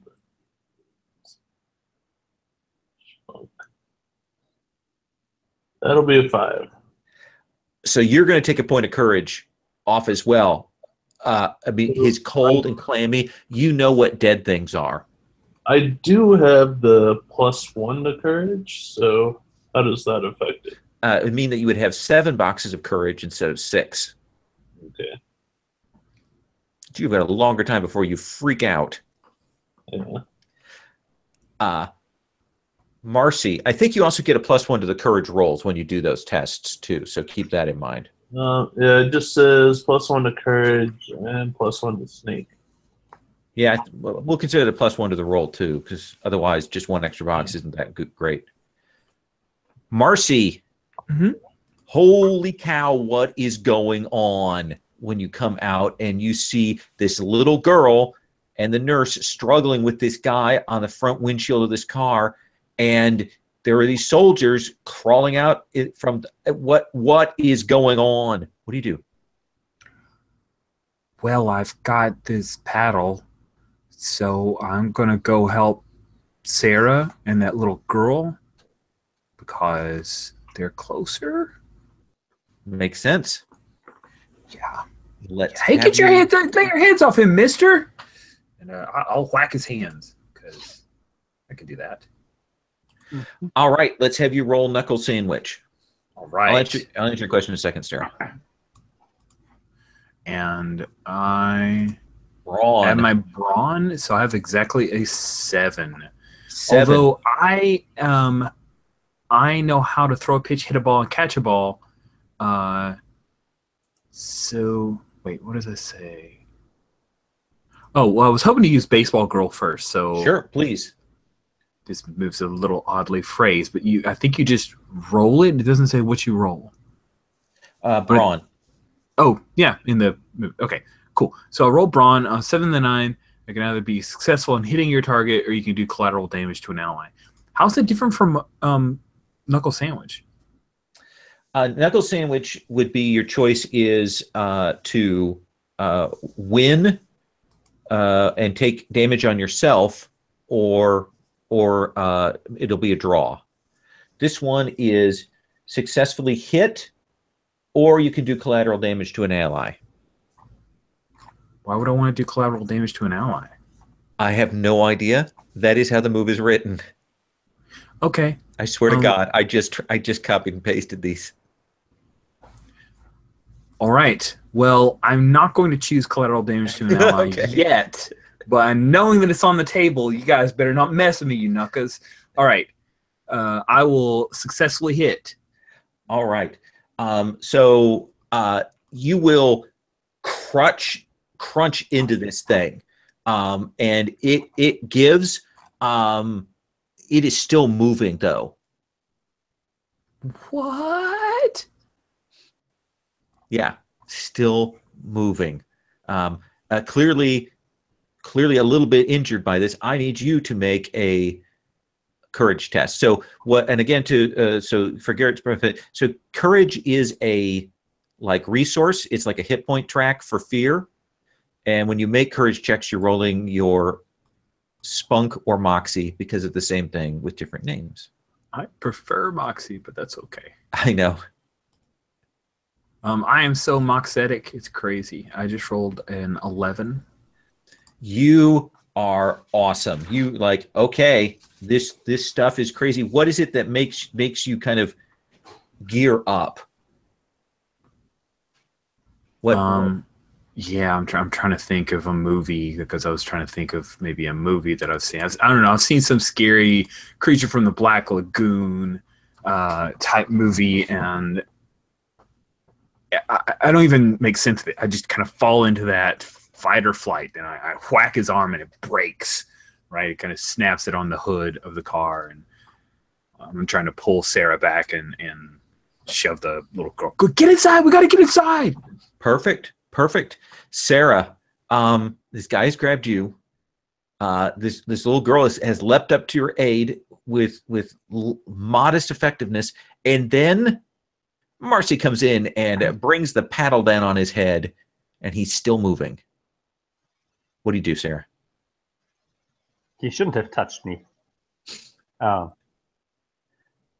So one of his legs is broken, but I think it doesn't need much sophistication of a nurse to use that leverage to cut it even more. It must hurt terribly. So I use his leg and push it over the board. Let's have you roll brawn. You'll hear the pop as things give. Yes, that's brawn. It's like deboning a chicken. Yes. 9. This is a health move here. So you can successfully do this and finish him off, but you'll take some harm, or you kind of are still working at it. I'm taking some harm. Okay. What? How do you get hurt here? I have his scratching of his fingernails, like all under my blues, like under my shirt. Okay. Just over my belly. Okay. So you've got those scratches, but in a place where nobody can see that you've actually been injured. Nobody can see that. No. Oh, perfect. Okay. All right. Sure. Hey, why don't you roll me just straight 2d6? Straight 2d6. Yes. Yeah. 7. 7. All right. We'll come back to that at a later point. All right. I'll write that down. Infection. Okay. I'm sorry. Let me move on. Yeah, you finish this guy off, and it kind of, there's an inhuman growl from this thing, like its throat shouldn't make this noise, and there's a crack, and it stops moving there on the hood of that car, and you'll realize that, I mean, it's cold, dead, horrible. And so you kind of are haven't been able to move, Rosie. These things are coming at you. you realize that you're kind of too close to run back. If you try to run away sort of straight back, they're going to come at you. What do you want to do? Do you have any other tactic or thing you want to try and do here? Well, I think to begin with, she's gonna sort of get a bit mouthy and be like, hey, I have some pepper spray and it's homemade and not regulated, so you better back off, kind of thing. And so you will bring that up, and they will wash over you. Oh gosh. Okay. This is how the horde works in this game. They when there are more than 5 of them, they're considered a horde, and they kind of wash. You're going to take a 1 harm, as they essentially grab, and they're sort of dragging you with them because they see other people moving. What happens? Where are you hurt? Oh, good question. I feel like it's gonna be like sort of like a shoulder kind of thing, right? Or like, if they're washing over me, it's gonna be like on the shoulder area. Okay. Yeah, kind of got that kind of hit, and it burns. They're around you. There's something wrong with them. It's like they are gathering you like you're a sack of meat, and they're going to get the others, and you're getting dragged across there. I need you to make a standard straight 2d6 roll. Excellent. Pepper spray goes flying. Yes. Oh, that's a 5. Okay, I'll just note that down for later in the scene. So you are moving back, and I'm going to cut to Frida. All right. Frida, you see that. These soldiers grabbed this teacher. They're hurting her, and they're dragging, and they are coming this way, and they are shambling. Twisted ankles, broken arms, fingers bent backwards, skin kind of purplish violet, some of them like a bruise, some of them kind of yellow, like an old bruise, and they are moving this way, 8 of them. Damn commies are using bioweapons against us. I'm gonna pull out my BB gun and start taking shots at those that are attacking my teacher. Okay. He's probably my favorite teacher, so. And is there a harm value on the BB gun? I do not believe so. Okay. At least it didn't say anything on the character sheet. Sure. Why don't you already did pretty well on your courage check, didn't you, on the last round? I only got a 6 on that. Okay. So I'm going to need you to make another courage check to bring yourself out of this. If you do, you'll be able to do damage to them. You won't have to roll because ranged attack. That is a total of 7. Okay. So you're able to act, but you're going to mark another courage. Okay. What is freaking you out the most about these things?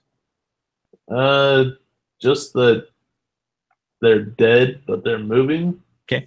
And there's that pop as you the BB gun there, a little Daisy air rifle kind of firing that off and hitting them. Marcy. So after I whacked its arm so that we could get away, Sarah decided to go try to lay the hurt down and got bit. Is that kind of what happened there? She went over and she jerked on its leg, and it stopped moving. You probably didn't see her get scratched. Okay. All right. Cool. Cool. I'm going to grab her hand. So Frida is over near... Frida's probably Rose, standing right? up on the hood of the car and firing the BBs at these soldiers. Great. That's useful. Nurse or child? Who do you want to see? Sarah, run! And I'm going to go help the kid. Okay. Why don't you roll brawn? I think this is like the Dickens. Indeed.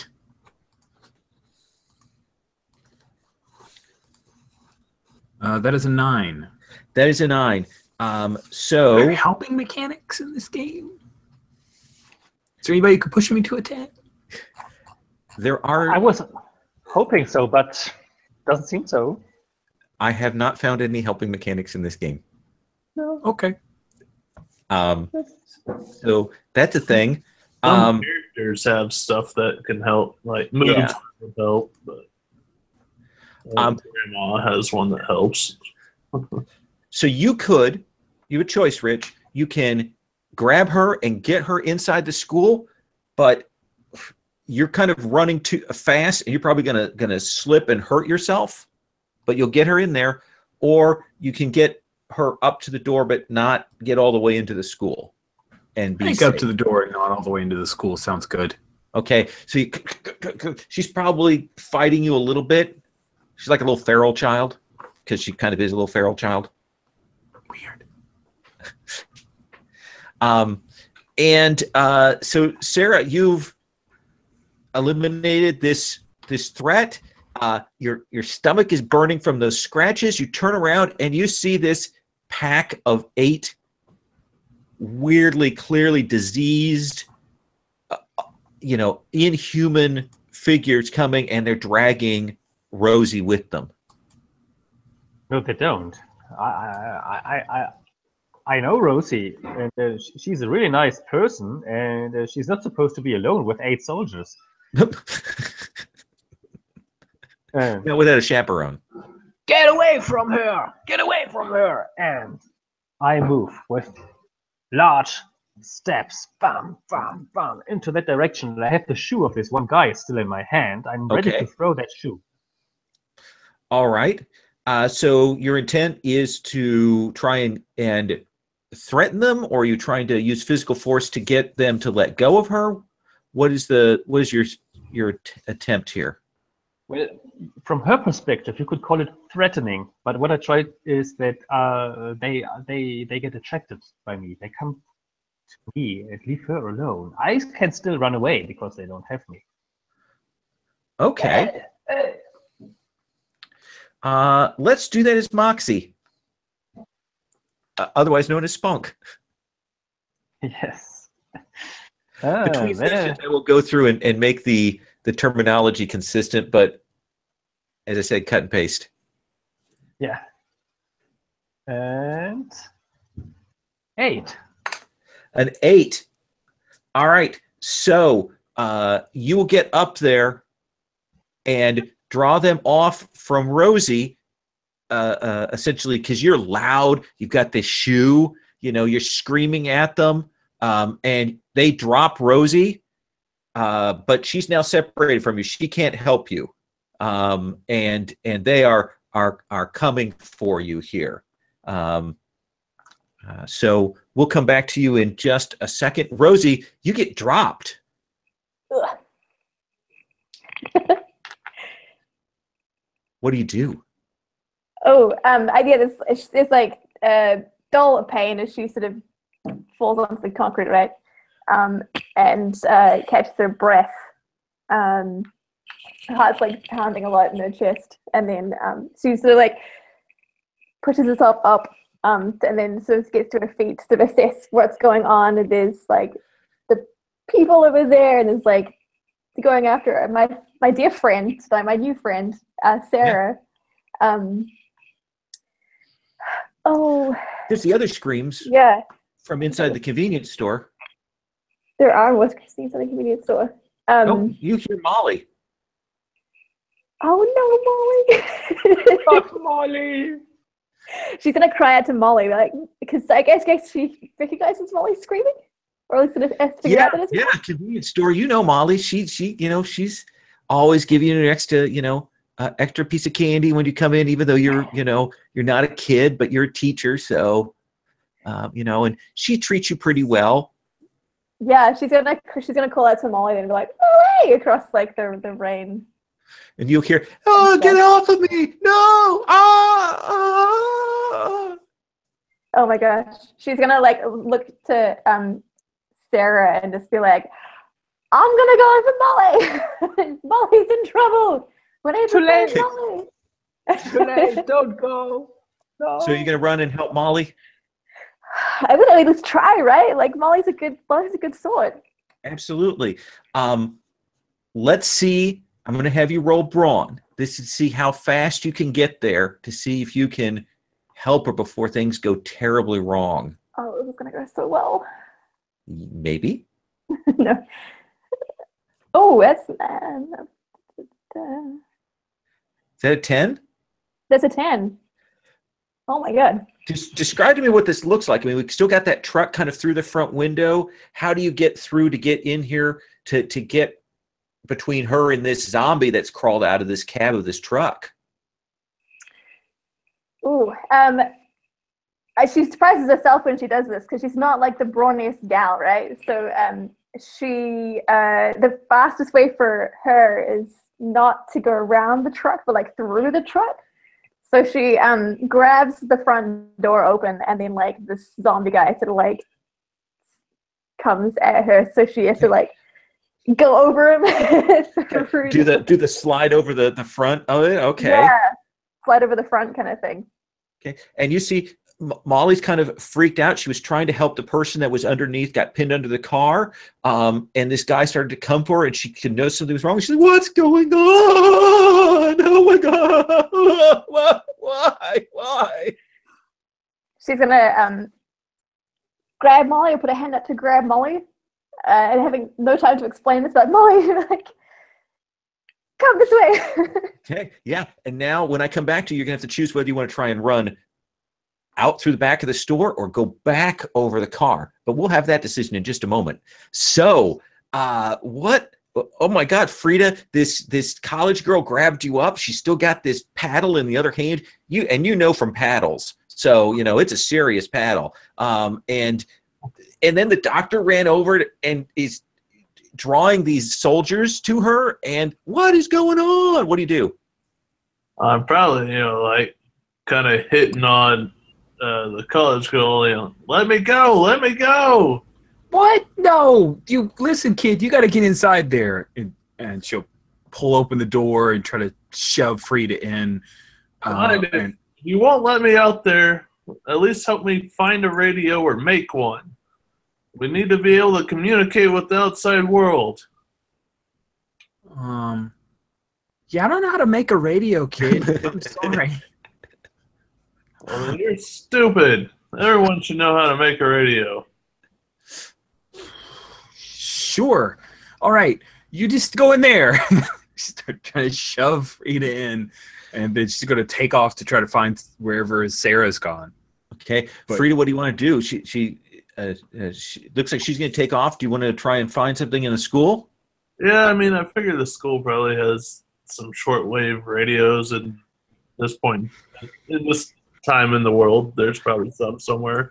Let's see. Let's have you roll a flat 2d6. Okay. That is an 11. Yeah, there is in fact actually a dispatcher radio by the standard radio there in the sort of the main office. It's wired up to be used for the PA, for the announcements. Good morning. But otherwise, you could rearrange it to do the shortwave and try and communicate. Does that sound good? Yeah. Okay, can I get that? Getting that set up, get the breaker on that. Okay, Marcy, the kids run inside. Whew. Look, yep, there's the teacher. 8 of these soldiers, these weird moving soldiers there. You don't even, sorry, not the teacher, the nurse. You see the nurse, 8 soldiers. You have no idea where the teacher went. What do you do? Sarah, come on in here. We can close the door. We need to find Rosie. Whoa, I'm going step by step back. The car. I'll dash down to try to get. So they've left their vehicle. Their big like they're these Let's go there. 8 soldiers that are moving, shambling on, trying to get at Sarah. They're in the street. She's in the street. Their truck is buried in the front window of the convenience store. Well, I don't know where the teacher is, but I am going towards the truck because they might have guns there. Yes, and we can hide in the car. Let's go together. Hide in the car. Let's have you roll like the Dickens to get across there fast. Hide in the car. Hide in the school. We have food. Wait, but Rosie is in this convenience store. What am I? I'm rolling what? Which stat? Brawn. Oh yeah. Well, I'm good to go on that. I have an 11. Oh yeah, you are. We'll book it over there. Get to the front, and yeah, you can see that there are a couple of Browning rifles and probably some pistols, kind of just strewn in the back of this truck. You'll also see that there is a zombie in the front of this truck, and Rosie and Molly in the convenience store itself. Ooh, can I grab a couple of pistols real quick and then try to go in and help out? So you've got the pistols. We'll cut from that to Sarah. You see her guns out.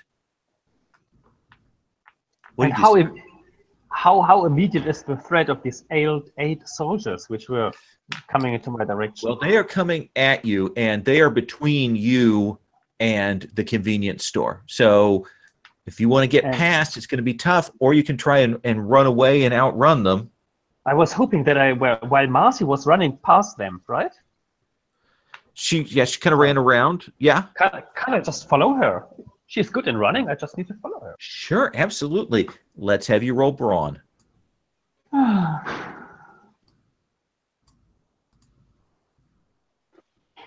11. What is with you guys? You're killing me. No, you're not killing us. Yes, you run around. You can get up behind where Marcy is at. She's got these guns. And again, you'll see the same thing. Truck is embedded in the front convenience store window.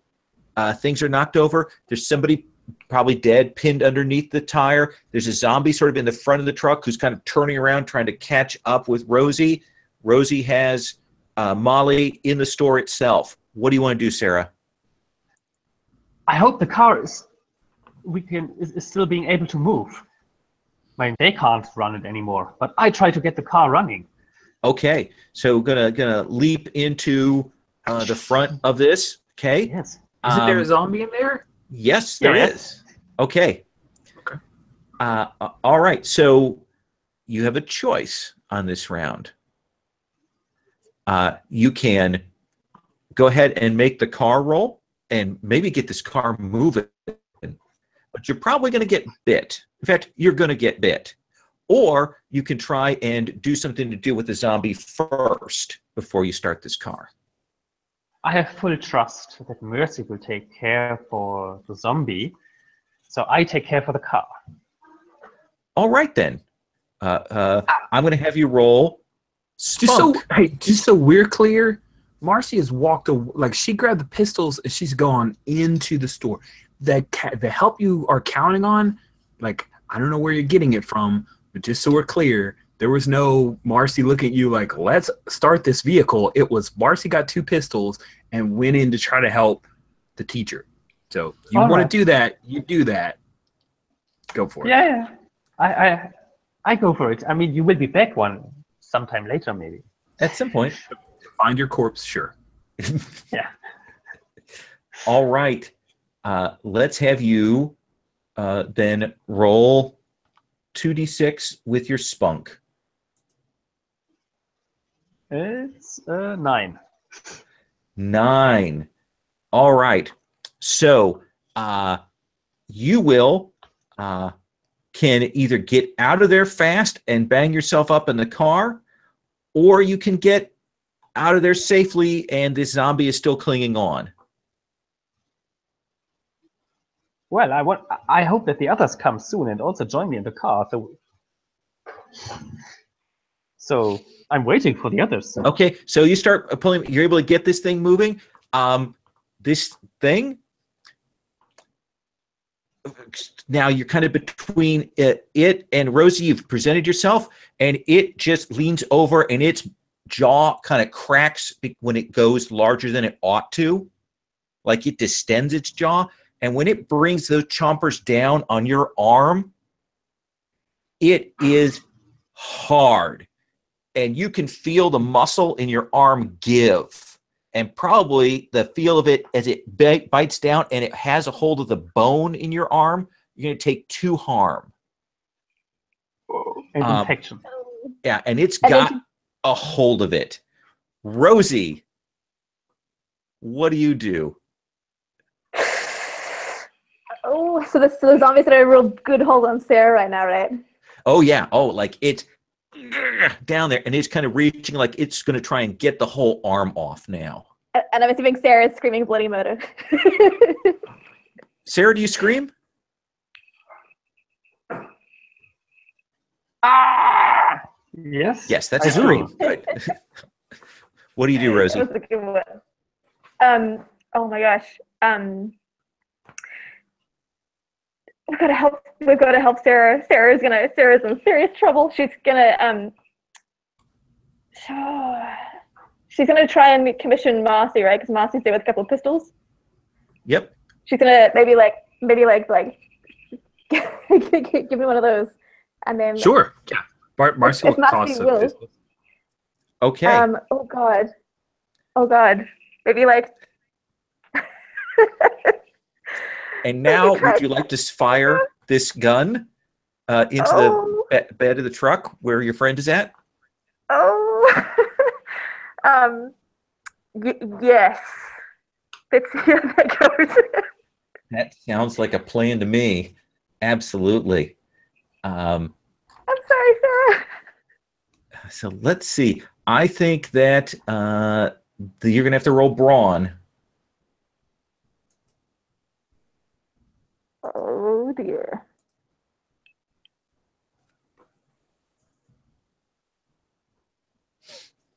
Oh my God, that's an 8. Okay. So you have a choice. You can completely miss. No one gets hurt. Or you can get this zombie off of her, but at least one of the shots goes through Sarah.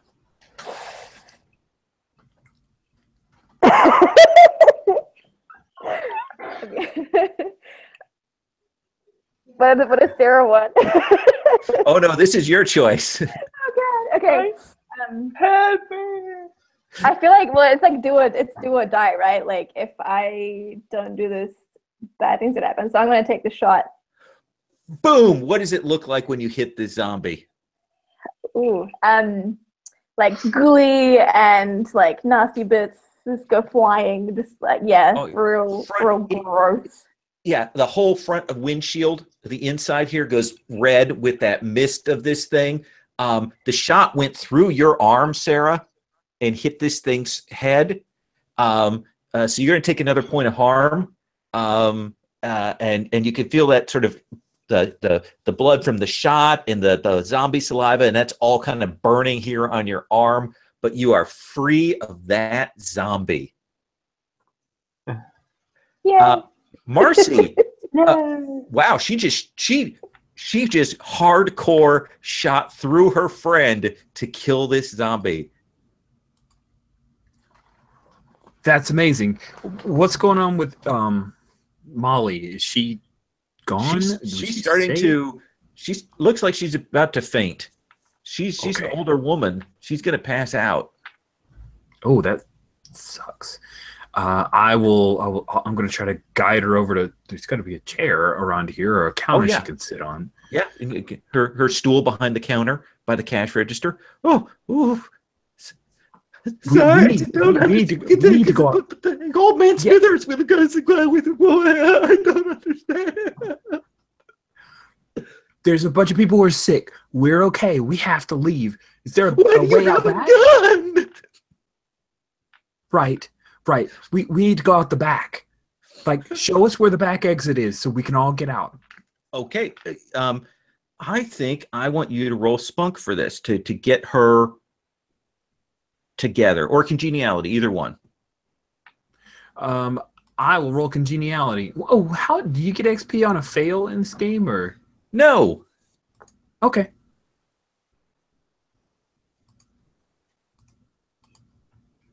Do you get Do you don't highlight stats? No. Is there advancement in this game? Yes. Because it says advanced smoothly, so I figure there's got to be a way to get there. Yes. I'll talk about that when we're set here. What'd you roll? All right, I've rolled a 6.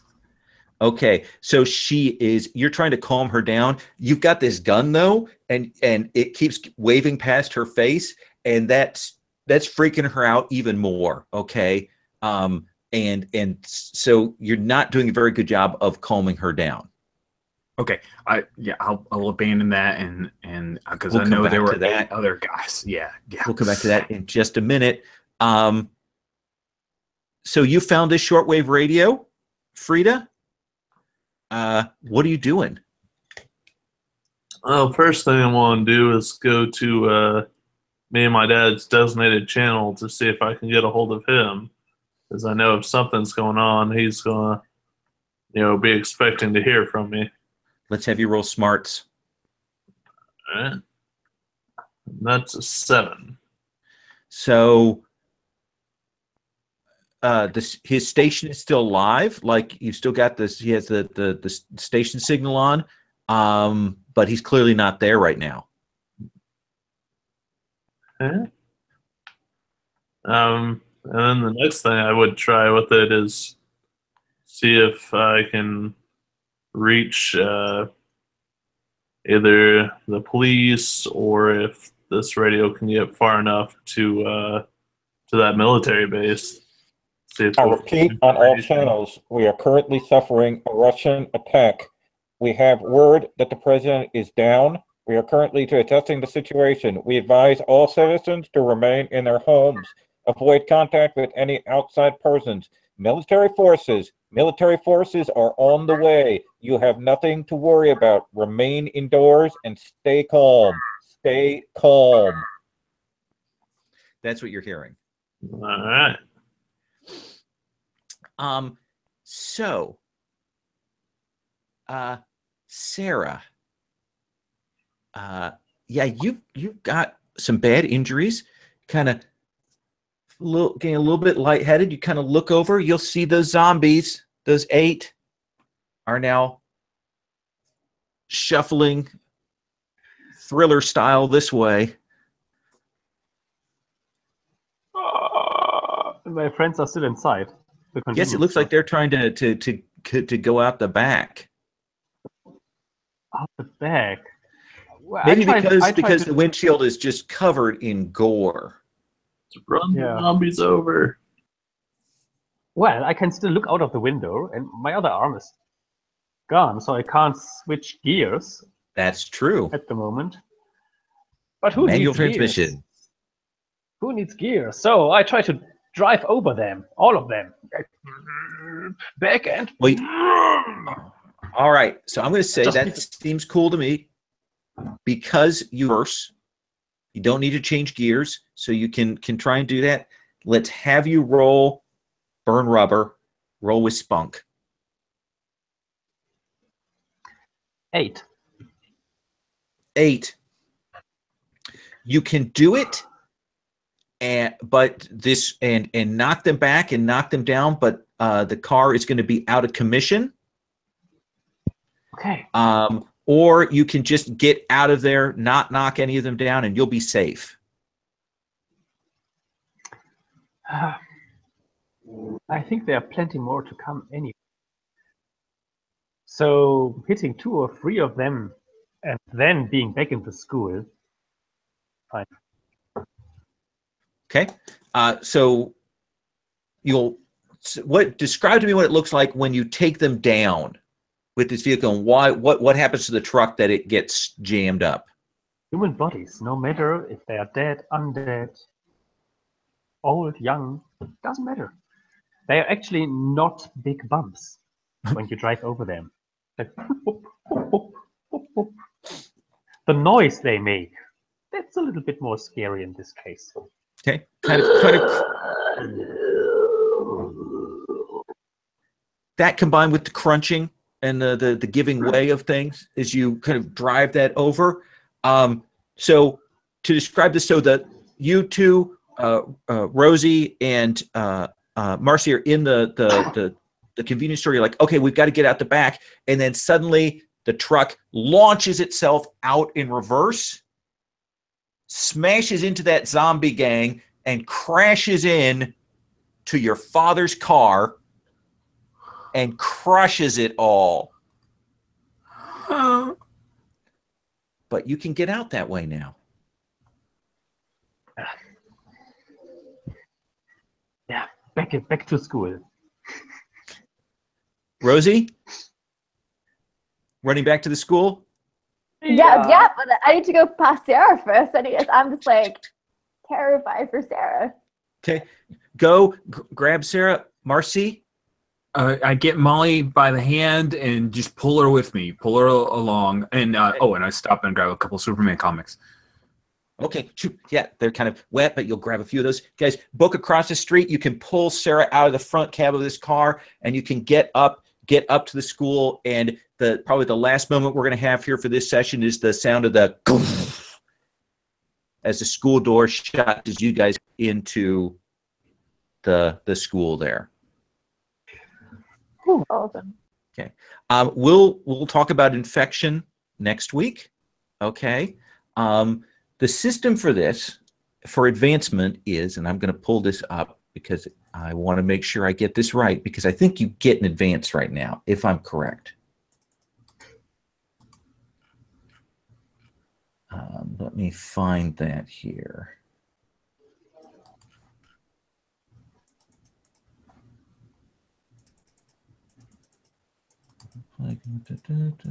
If you survived long enough, okay.